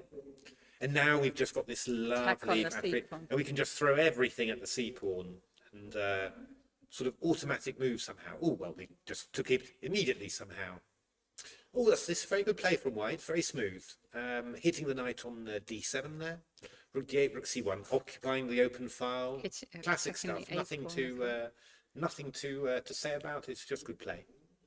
So king h7, rook b7, exactly. We're looking to line up. This is really good play, really smooth. Just can't say anything about it. And then we're gonna grab as much as we can. Look at that. Oh, bishop d6. Lovely, and mate. Well, that was an excellent game. Really excellent game from Mary. Well played. So we'll keep an eye on her for the next round. Did we have anyone else? Magnus Gomez. Oh, he was bought for. Let's have a look. Okay. Okay, so that was against Handu. I think he's already made a few. He already beat somebody very strong, I think, as well. So let's have a look how this went. So this was Queen's Gambit declined, then a strange move in actual fact. Knight c6. You don't normally do that. You normally, if you're going to put something on c6, you'd normally put the pawn on there for it to defend d5. And actually, white took advantage of that. Played takes and then takes on f6. So queen takes f6, knight takes d5. But actually, funnily enough, this is white's a little bit unlucky there because you've exploited this this kind of mistake. But actually, black gets quite good counterplay here because all of his pieces are developed, and it's not so easy to hold your centre together. So here, white played this move, and he got hit a little bit with knight a5 here. So forking these two guys, and then when we go queen c3, black takes it off. Oh, and can take on d5. You could actually consider playing c6 here. This would maybe be that win the also whole quite piece. well. You're pinned for now, but you are threatening to unpin. So I'd be a bit worried for white. But black just played very simply here and took here, and black's better now simply because this pawn is weak and we can just line up on it. So are the children sitting down? They are sitting down, but they haven't started playing yet. Okay. So knight e2, bishop b4 check. Yeah, that's a bit awkward for the king there. And rook e8, black's quite a bit better now. This is quite awkward to defend for white. But white did a decent job here. But he is going to lose that pawn on d4. And this rook ending is pretty good for black here. In principle, black can just create a pass pawn and... oh, have we started? Not yet. Still going. Well, let's get ourselves ready. Let's also look just to check we can find this player, which was Ethan Bogard. Is that? Oh, there. I can see them. Board 2. Board 2. There we are. He won in round 3. He faced the London system and played a fianchetto against it. And yeah, this went quite smoothly. Actually, what black managed to do. Oh, this is a good, quite a sophisticated way of playing. Knight's down here so that you can get an e5. In principle, yeah, putting a pawn on e5 kind of blocks out this guy. So it's quite a good idea. White took here and played e4, and black played knight c5. That's good, very smooth for black. You've, I guess, already out of the opening, you've got the two bishops. White's fine, but black's, black is not going to be unhappy with having got, something out of the opening like that. Then black played quite smoothly here, knight on d4. Nice to be able to use that strong square, and the bishop's a little trapped out here. b5, chasing the knight away, very bold. Yeah, black really going for it there.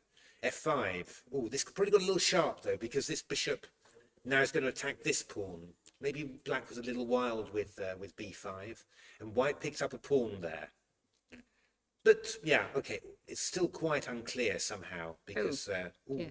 that was probably knight to d1 was probably better, I think. Here, black gets control of the second rank, and now he's quite good. But white gets this square on c5, still very sharp here. That's probably a good move, just offering. You know, you often say, this is a strong piece for white. I like my bishop, but if I get rid of a strong white piece, I'm happy to exchange that. And of course, black's got this passed a pawn here, so he can just push the pawn down, and white doesn't have anything equivalent. So white did that, and this pawn's just very dangerous for black. Oh, that's quite a good move, putting the bishop on a nice active square like that. You're just never going to challenge the second rank now. So this was very strong for black, and this a pawn's going to be. yeah, the a pawn's huge, and you're going to get over to here now as well. I guess he took the pawn. Oh no, he just went there and then played rook b1 check, and queen the pawn there. Okay. Should we have a look to see whether we got a round 4? Yes, round We've got a 4, round okay, 4. all Blitz under happening. 10. Here we go. It's all happening. Okay, so which boards are we looking for this round? Anybody? We've got Mary. We've got Mary. So we'll keep we've an eye got on board Mary. 4. We've got Ethan. Board We've 2, got board Ethan, 4. board 2, and Magnus. Let's have a look a bit. Let's see. Magnus is on board, Board on board 9. 9. There we on go. board 9. Okay. That's great. Fine. And who's leading the section? So board 1.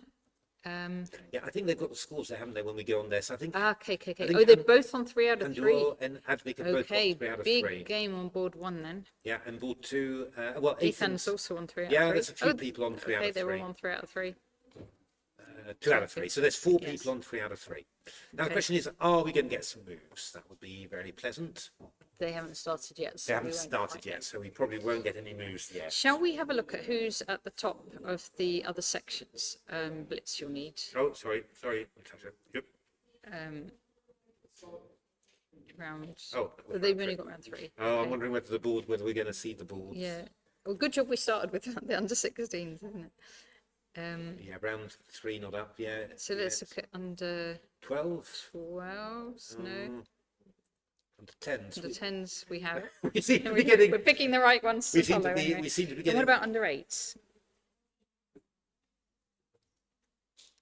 Under 8s we 8s, have. so we can see also who's leading the under 8s. 3 out of 3. 3 out Sonia of 3. and Arav Ganshala. Yeah, let's have a 3 look. out of We've 3. got Cosmin Daniel Kodjogaro. He's on 2 out of 4. 2 out of 4, that doesn't make sense. And we've got Amadeus. 3 out of 3 there. And we've also, and then that's it. So we've probably got 4 people on 3, I think. That's probably, oh, but it's under 8s. Okay, so under 10s is what Oh we're going no, to be following this they're round. still, They're still working out the draw. yeah. What do Yeah. they make? Do they make all the kids sit down and then tell them Yeah. to look at the draw? Could Maybe. end, this could end a little bit later than planned, I guess, because it was going to be 9 rounds, wasn't it? Ending by 8:30 or something like Seems that. impossible now, But we're doesn't it? 7:30 and we've only done 3 rounds, so. Yeah, this could be a But late. they're off to look at the draw again. Look. Yeah, I think that's what I think they make them sit down, Yes. and then afterwards they say go for the draw. Then Oh, okay. maybe I'm not quite sure why, but that sounds like the plan. There must be a good reason for it. Yes. Okay. It's I do remember that the craziest Blitz event I ever played was it was the Blitz Marathon in Holland in Dordrecht, and that was a 32 round Oh my goodness. Blitz event. Unbelievably strong. You would not believe who played. You know, I mean, there was something like 70, 80 GMs playing goodness. somehow, but they managed to play 32 rounds in 8 hours. Oh, good. In just, and their organisation was clockwork. It was Yeah. unbelievable, simply. So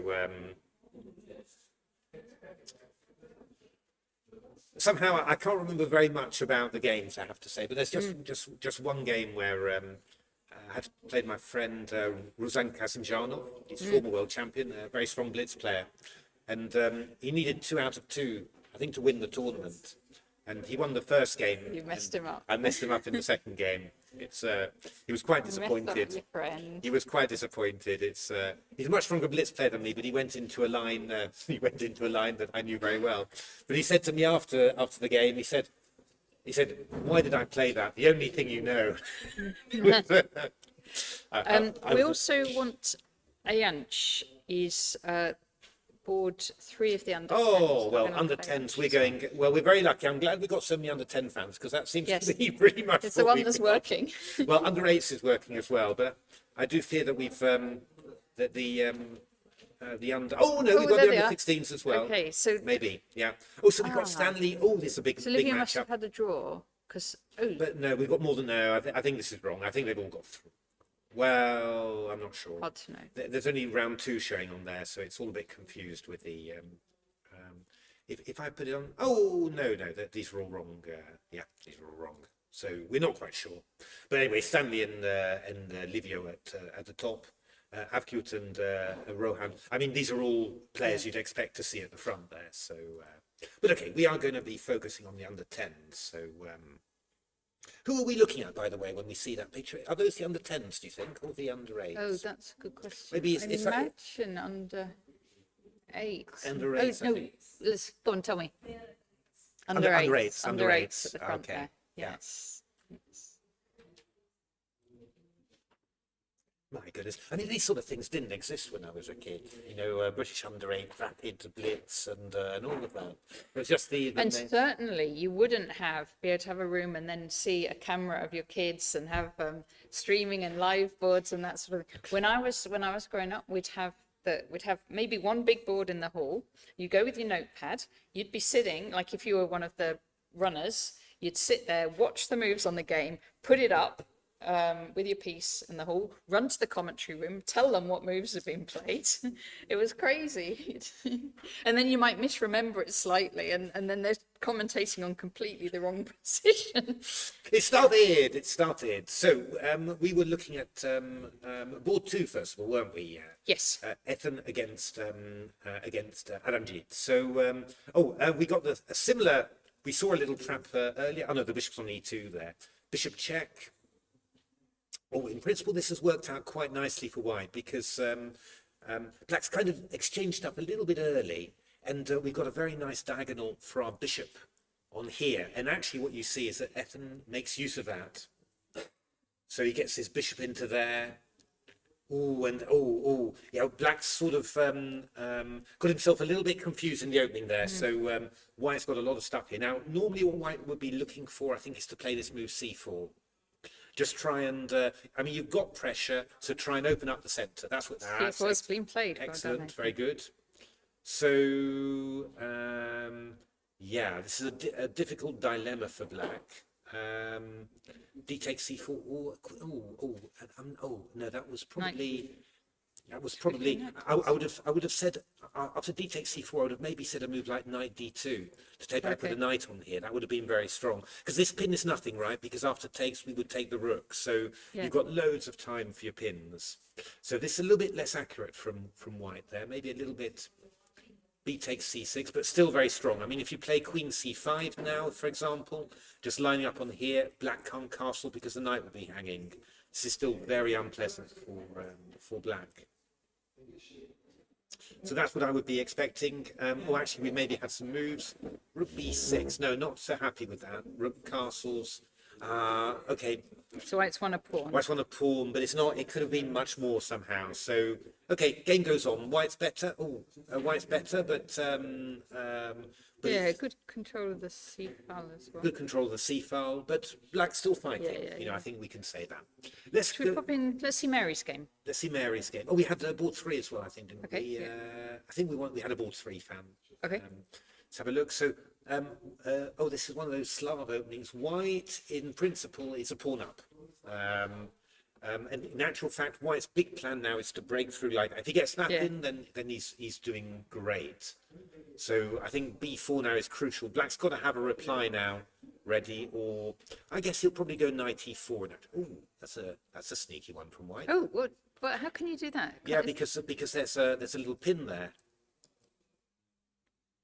Oh, this is very sneaky. So takes there. Oh, yeah. No, this is even better. Better than even what I was saying. Okay. So this is very difficult for black now because you just can't defend this pawn. Right. Yeah. It looks like white's going to be 2 pawns up now.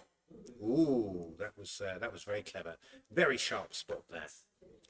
Let's have a look. Board 4. No, that's right. Mary's game. That's right. So that was a sort of a Rai Lopez type of position. And yeah, I mean, black's bishop is a little bit off there somehow behind that.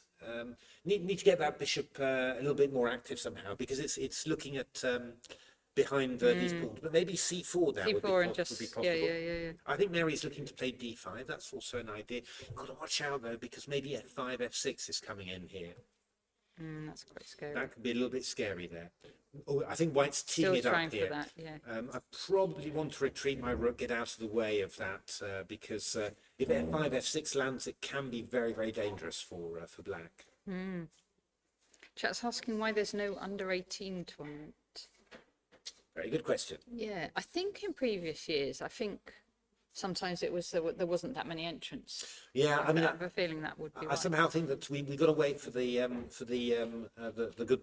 players to get older somehow because I think the guys that we're seeing in the under 16s are probably as strong as you get somehow for the under 18s, maybe even under 20s actually. I mean, Stanley's an FM. So this has got quite sharp. Interesting choice from white to go e5. H5 now, very bold choice from Mary there, but wanting to chase the knight away. But I think f5 now would be that would definitely be a sharp choice. Yes. But then the rook will move away to c6, and well, what are we going to do about the pawn on e5?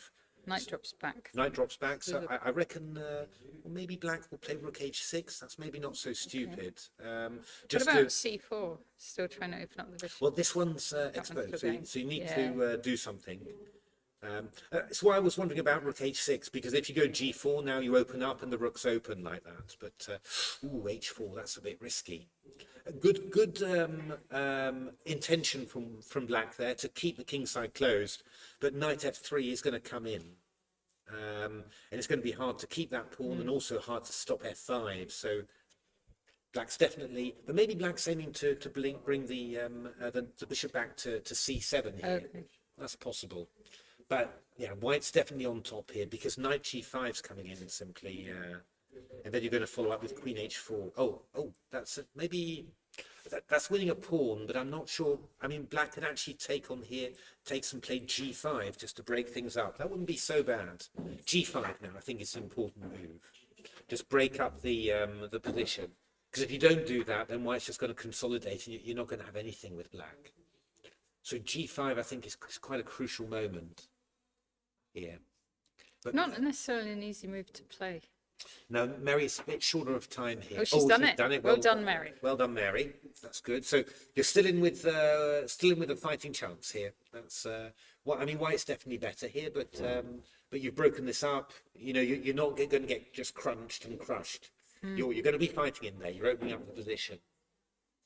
So knight f5 now would be a good move for white. Or knight f3 is a little bit passive there. So I think maybe rook come into e2 now. Yeah, or e3 maybe. e2 we get rook f2, but maybe just e3. You know, and get ready to bring the bishop into there. Rook e8 now maybe. That would be decent. Rook e8 would be a good move now. But then you can maybe play bishop g3 and nudge. Oh, rook e2. That's that's very risky. That one. We're going to take the rook back on e2. Oh, Mary, come on, Mary. I'm wondering about the time there. I know. I think she's played it. 7 seconds. She's a bit short of time there. But this is okay. This is just very sharp now. Lord knows what's happening because I think. Nice for black. Black's better now. Like Black's better now. Yeah. Because if rook c1, you can play a little bishop e3 check first. King has to go to h1. Because you would have closed the path of the rook. Now the rook can get in. It's just a bit of a mess, this position. But actually, I mean, black's going quite fast now. Oh, h4. Bishop e3 check. E3, this is a really good move now. Bishop e3 and then c4. I think black's just probably winning now. But has only 6 seconds left. Taking the pawn, that's fine too. You'll play c4 next move. I mean, I'd want to try and... I really would have wanted. Oh, that's a bit slow. You don't need all the pawns.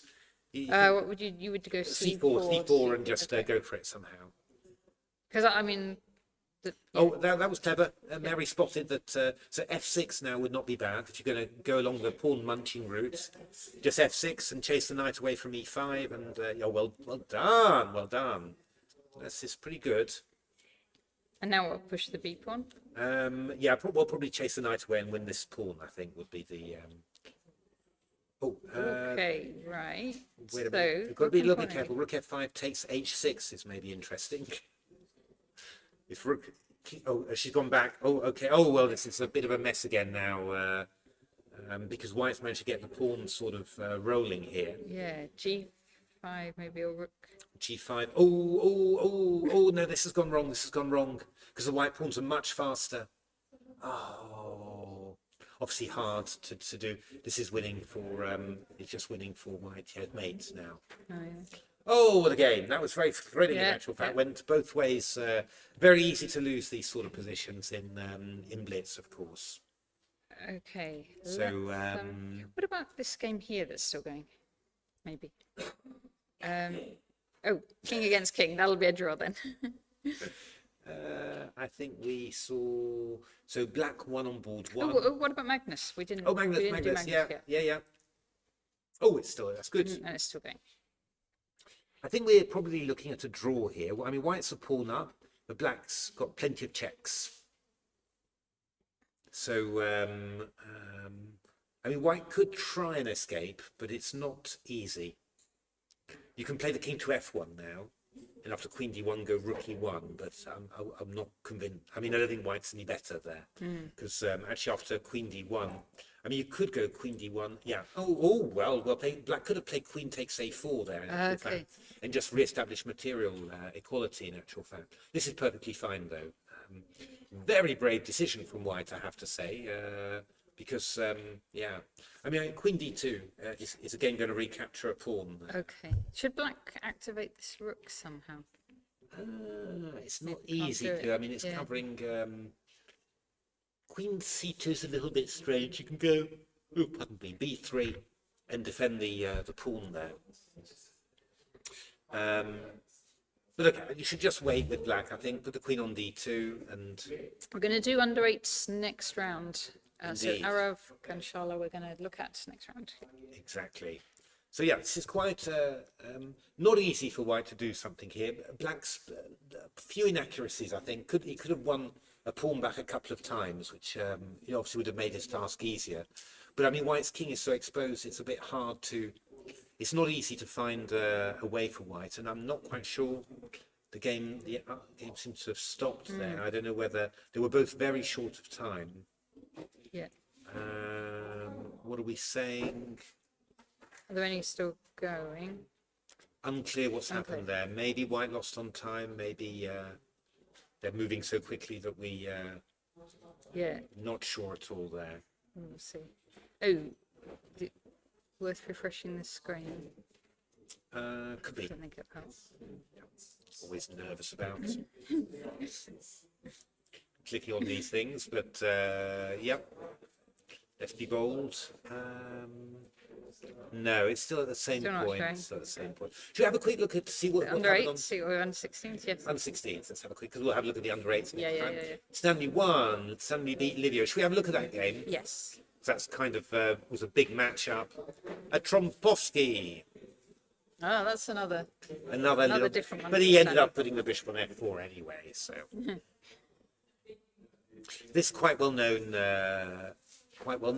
Nothing special for White, but this adds a little bit of asymmetricality to the position. So, C3. Yeah, White's probably a little better here because that pawn E4 is easy to attack and there'll be a few weaknesses. I think White's always going to be reasonably happy. Black played very sharply here, trying to free himself, but now White's got this pin. So the big question is whether Black's got anything. And, I mean, Black was just playing very sharply here indeed. Knight H3, Knight D3. Yeah, who knows? Rook E2 takes, Rook takes. Lots of threats and counter threats. Knight C1. I mean, So there's attacking the threat rook. of G4, isn't there? G4 is a threat and the G5 is also a threat. So rook E1, G4 thrown in, rook G3, rook D8. Wow, this was very What a sharp, crazy you know. game. I thought the white was just better actually, but I'm not so sure. That now there's a risky move because that knight on A2 is never getting That out doesn't have any somehow. squares. But yeah, I think you had to do it somehow because I think if you'd gone Knight D3, D3, you would have get got pinned. you got pinned with rook D1. So knight A2 was forced. Knight F4. Oh, I don't think that knight's getting out. Rook A1, bishop B5. Oh, more tactics because if Yeah, if you take rook takes rook A2, D1. we go rook D1. But knight E3 played. Yeah, black's just sort of. The tactics will run out there, and I'm afraid that that white is just a piece up. Not trivial to finish off these things always, but that was a pretty good, powerful move. Forking, threatening knight F7, rook E3, knight F7, checkmate. Very nice game from Stanley. Very complicated tactics, but Stanley was just a step ahead there somehow. I think the other game where I think probably both players had 3 out of 3. Yes. This was Black 1 So next it will be Rowan Powell against Powell, Stanley. White Against Stanley. Stanley, yeah, Yes. on there. Have a quick look at the under 14s. Yep. Emil's 1 there, and a draw on board 2. So I don't know how many you rock had. 3. I think they both Okay, have so 3 out they're of both on 3. 3.5. They're both from 3.5, and I think that Emil's then is probably the only one on 4 out of 4. That was a good win actually against Peng Zhao. Quite a long one. What was this? Oh, interesting little end game there where exchange down, but lots of pawns. Very difficult to deal with there. Sort of came about from. He made quite a bit of that somehow. I guess the big problem for White was that his king was so restricted because the rook can't move because Queen H2 is made. So very difficult situation for White there. So yeah. So next round we're going to be looking at the under 8s. Any under 8 supporters? Board 1. Good. Okay. And was there somebody in the chat? That was our Afghan as well. Okay, brilliant. Okay, that's going to be good. Well, shall we have a look at what happened in this game? Because Yes. let's go through that. Well, you were laughing at me for having a double espresso before the. I wish I had now. Well, I wish I could have another one, to be honest. So this was an interesting trap. I always played this when I was young. Oh, It's you not. take on It's, F7 here. no. This knight takes c4. It's a very nice way of getting against this system. Actually, in Blitz, Bullet rather, I've been playing knight d5 as white in this position, which is a lovely gambit, but I scored very heavily with it. Really? It is terrible, but it is quite nice. Did you ever play the Belgrade as white? Which one's that? It sounds like the sort of thing that you might play. So it's knight c3, knight f6, d4 takes knight d5. I never tried it. Okay, Are you recommending? I'm going to play it once. no. I once got into it because there's a very old book by Tim Harding. Yeah. I don't know whether you remember that. Tim Harding, He brought out some. There were these old hardback books, and there was a diagram in the. There was this diagram in the book. F5, knight g5, d3 takes, knight d4, queen h5. This was the line. c6, d takes, c takes d5, e takes d5. And I remember seeing this when I was about 8, and I thought, oh wow, look at that position, isn't that amazing? And I just and somehow the Belgrade had just stuck in my mind. So just when I started playing chess again back in 2011 after a long break, I went to Barcelona with some Amersfoort friends, and my friend was looking for an opening as white. I said the Belgrade. And so we actually spent most of the tournament analysing the Belgrade, and he scored so well with it. It was just amazing. He just You don't have a go. no, I never had to go myself. It's not very good. Yeah, yeah. No, I won't say what the problems are, but it's not that great. But that's why I came up with this idea of playing knight d5 in this line. Okay. But anyway, it's. But yeah, the idea then is that you go d5 and just fork the two, and this is just equal. It's nothing special, but it gets white out of his normal setup. So black played this very aggressively, actually, but white gave away a pawn here somehow. So because there's this pin on the knight there, so this was not good for white. And f takes g6, very interesting decision there. Very sharp, wanting to make use of this. Phil Black's quite an attacking player somehow, wanting to make use of that pressure. Oh, that was a bit of a blunder, surely, because I can just take it. Wonder whether that was actually played. Because I can just take that one on f4. Black played queen f6. Oh, and now it was taken. Yeah, maybe it was. And that was the end. This is, yes. That's the end of that. Oh, well finished off by black. Well, yeah, rook f3 was even stronger, somehow mating, but queen f3 is enough to win. Okay, so I wonder, maybe we should do this round and then take a little. I think take a round off after that. I think we'll take a little break. Yeah. Okay, so we're going to do this round, which is the under 8s, because we haven't covered them yet. Yeah. And then we're going to take a round. Then we'll take a round off, and then afterwards we'll see how the lands lie. Well, we'll see how it goes actually, because I mean, it's Lord knows what how many rounds they're going to end up playing tonight. Maybe they'll end up playing 9, but it could be quite late bedtimes for. Because remember, the rapid starts. When does the rapid start tomorrow? It's like 9. Oh, good Lord! Are we starting? Or 10? Or maybe 1 o'clock. Sorry, one more game. 1 p.m. 1 p.m. Oh, I thought it was the morning. We'll look that up. Yeah. We'll look that up during our break. Okay, so we are. Oh, they're getting up to look at the draw. It really is. They really do make them sit down. I think. And then get up. We're gonna right. So can we work out the reason? We can ask that. We'll ask the. Well, we'll ask them. I guess maybe it's to make sure that because presumably it's going to be chaos, isn't it? If you just put the pairings up and then. But where did they all go? They go to the front of the hall. Or, like, say, before, after they finish their game. I think you sit at the board where you go and sit at the board, so maybe that's what they're doing. They have to sit at the board until. And then afterwards, maybe it's just a very disciplined approach to doing it. I mean, if you did that with the top professionals, you wouldn't get people. You wouldn't get people turning up late and forfeiting. Could work. Could be on something. Yeah. Get Magnus. Sit down, Magnus. Because in the. Magnus always late. One team was late for the Blitz in the World Weapon and Blitz team. It was like one of the really top teams. I forget which. Well, yeah, they defaulted. Then they appealed and got a chance to replay. I don't think I'm not at all. I'm not at all for that. I have to say. I think there was something like the round time wasn't announced, and then it changed. So sort of everybody couldn't quite. Was harsh but fair. I feel, but. Okay. So we're following.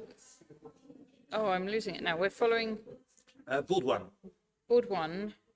We're following Amrath. We're supporting White because White's parents are here right in front of us.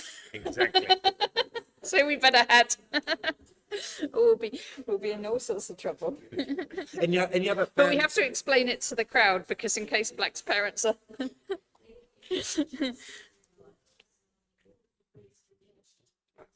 You won't be watching under 16, but just remember, I'll be playing in that. Good luck, Tricky. Good luck, Tricky. Oh no, under 16 standard we won't. We'll be watching the under 16 Rapids, Tricky. So if you're in that, we will. But we won't know your name because I'm assuming your name's not really Tricky. Probably. If we see a Mr. Tricky. If there's a Tricky.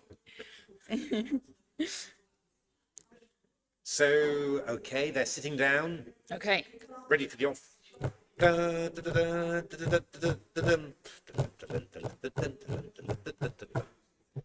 Come on. Okay. Well, we can see because this will be the under 8s we're looking at. Indeed. See exactly what's going on. There's Alex Holacek, keeping everyone in order. Joe Wildman, Adrian Elwin, all the arbiters. Thank you very much for them for organising the tournament. And there's Matt See Carr them in action. Matt Carr, of course, doing the live board. next to the huge arbiting. organ, Next to the huge organ. possibly going to play.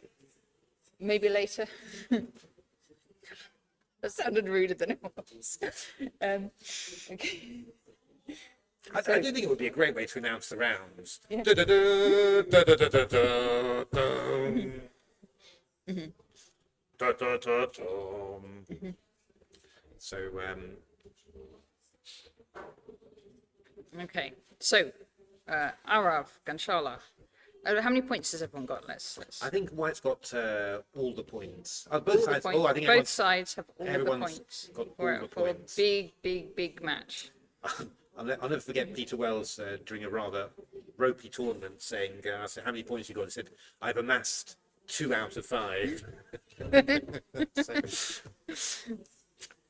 always got a good way of expressing himself. So, right. Waiting for the Name op- is not Tricky. Okay, Tricky. Okay. So we guessed that right, at least. We guessed it wasn't really tricky. Right. Oh, I think clocks are being started. Okay. Ready to go. Ready to be off. Any other under 8 interest in the room, by the way? Second? Is Star? Scarlet. Let's look for Scarlet as well. Scarlet. Do you know which board she's playing on? Oh yeah, board 7. Board 7. Okay, we'll check in on her as well, but let's Board 1 start on first board of all, 1 and then board 7.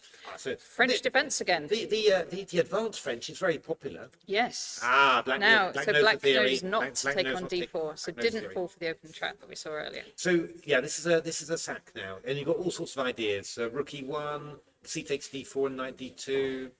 I've got a very famous game in this line. Do you? I do. Who against? Against Dave Smurden, Oh, Australian yes, I know grandmaster. Steve, yes. A huge novelty. I think it won novelty. Of It the was year, for actually. NCL. Yeah, for NCL. Yeah. I yeah. think I was there. I'm pretty Yeah, sure. you're probably there. Yeah, no, it's. Oh no! Sorry. Does it work? No. Why? Well, it's not check. I mean, it's just exchanging off queens. Yeah, but he doesn't lose anything. No, but no, it's not. Ooh.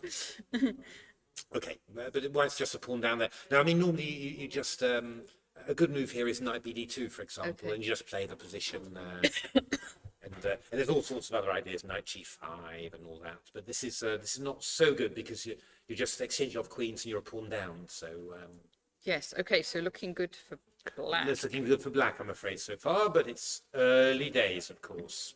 Should we have a quick look on board 7, wasn't 7? it? Because Yes. let's.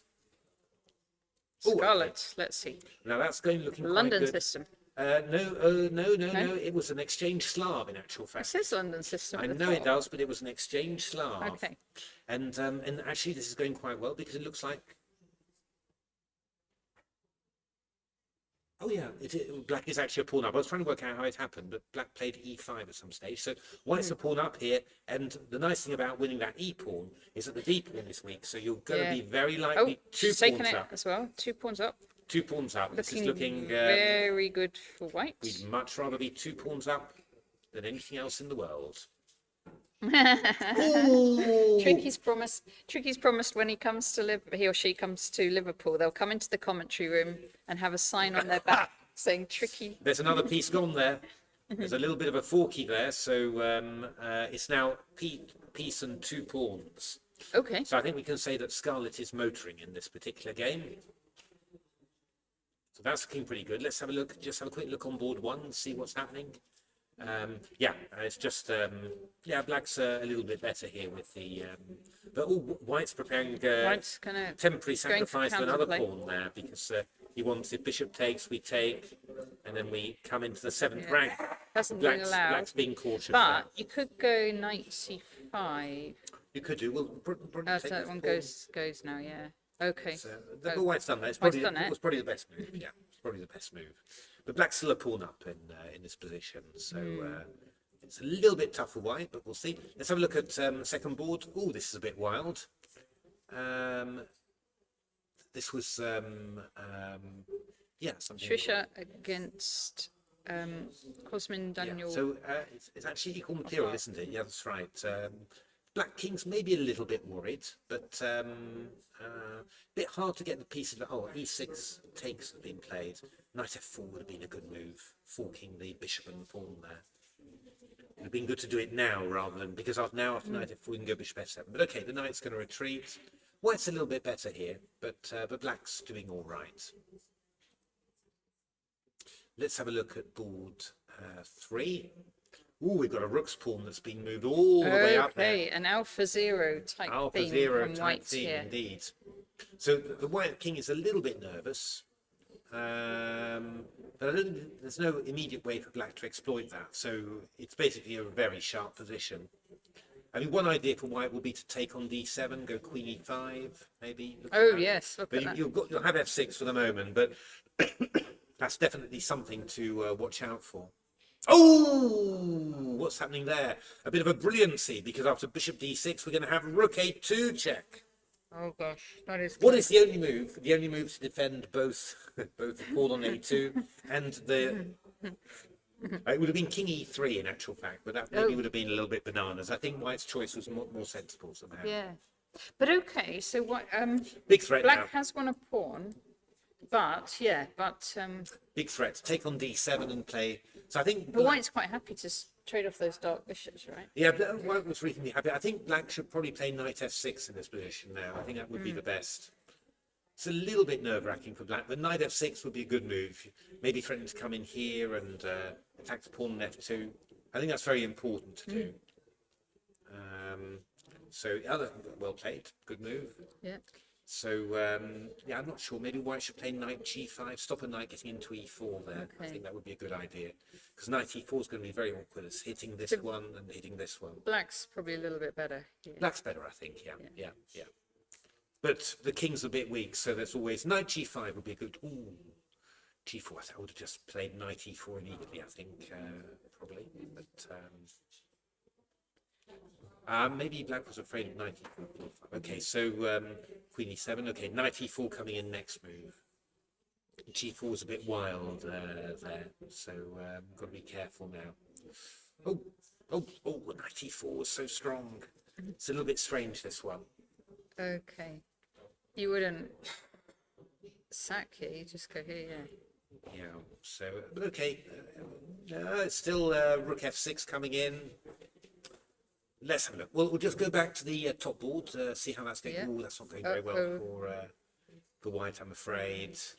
That one's gone a bit. I think it went wrong from the opening somehow, and but black's got a lot more pieces there, and yeah, that's not going well at all. Black's got plenty of time as well. Board 2, white's got a lot of extra pawns in a rook ending, so that's going to be a white win. That's going to be a white win. What about board 7 again? We had Scarlet. Scarlet's winning. Looking very good value there. So queen up. Oh, very classical stuff, cutting off the king like that. And now, well, we can either bring the king towards, or we can queen the pawn, whichever one. Should be easy for her. Whichever one you prefer. It's a good technique. King c3 now, and queen b2 mate. Oh, Adam G is a super young player, 5 or 6 years old, says Tricky. Oh, God. I think I'll probably finish now. Yeah, that'd be my win. Which one's Adam G? Let's have a look. Adam G. Oh, Amandeep, maybe he meant. No, I think there is an Adam G. Because they were playing. We saw a game with them, I think. Not sure. Okay. Not sure. Thought I saw that name. I thought I saw. Let's have a look. We've got this game. Should be a draw, this one. But always tough to defend these endings. Any other games going on here? Board 10? Board 10. either. No. Yeah. Oh, Oh, okay. big time advantage, must be said. Okay. And black one. Yeah. Yeah, maybe an slightly early resignation, but yeah. It was just a pawn, I think. Oh, that's a nice mate, isn't it? Oh, very good. 2 rooks like that. That's Jason Kapoor beating Fijay Kayal. Kayal Fijay, sorry. Yeah, white won on board 2 there as well, and black won Black won on the board one. the board 1 matchup. Should we just have a little look? Yeah. Maybe just the other sections. So Stanley won again. Stanley won again. Should we have a quick look at that one? yeah, Because, yeah. kind of. So, oh yeah, it's a little bit of a dodgy system from White there. Developing the bishops first, knights later. Just you find it a bit hard to. Yeah, this sort of. Oh, yeah, Stanley not exchanging off queens there, and just casting queens. Oh, this is very ropey already. Oh, pawn already, and the 2 bishops. This is obviously lovely for yeah, absolutely lovely for black. Absolute dream. So yeah, and Stanley finished this off. Very active 5 king. under 16 tricky once. Board 5 under 16. Right. Your wish is our command. I think that White's going to win this. Oh, yes. White's a piece and 3 pawns up. Indeed. And those pawns are runners, I'm afraid. So that's quite a big, quite a shock, actually. So it was big, one of the high seeds being taken down there on board 5. What about board 4? Oh, he's black at a time, maybe. Yeah, rook down as well. Oh, there was a rook on d6, and he took to be able to queen. So, Nice. so White has won there. Okay. Yeah. All right. Well, I think that's the end of. Do you want to see the? Yeah, let's see the other set. Just have a quick look at under 14s. Emil Steiner's marching So on. he's in the lead now. Oh, that's a nice little mate. Oh, nice one. Yes. Queen on g4. You rock lost to Mayan Rogani. And Alexander Linton beat Leon Lebedev. So quite a lot of damage happening. But Emil Steiner's, I think, is on 100% so far. So he's doing Yes. pretty good business. And he's there. another one where we remember commentating on him Indeed. early time of COVID, so 5 Yeah, I years think ago. didn't he play the marathon? He played quite a bit of the marathon, Yeah. the Blitz marathon, the 24-hour ECF marathon. I'm sure I his think. name had elephant in it or something. And just have a quick look at the under 12. Oleg Verbitsky lost. Ooh, that's And 2 queens there. that was so. Just have a quick look through there. So it was some sort of Maroxy-bind structure, and we got a little bit squeezed there. He was doing okay, actually, but I think it was just a sharp game somehow. He lost that pawn though, and Oh, there's queen coming. difficult to Yeah. convert, but Black obviously did a good job of it. And, Yeah. yeah. So that was a bit of a shock, I think, because yeah, he's much higher rated, and yeah, he was obviously, but yeah, 4.5 out of 5 for the top player in the under 12s. And fate. All right. Okay, I think we'll take a break. Okay, we will probably be back. We'll be back. Yeah, we'll be back. Back a little bit later. We're just going to take a quick break now. So thanks for watching and see you soon. See you soon.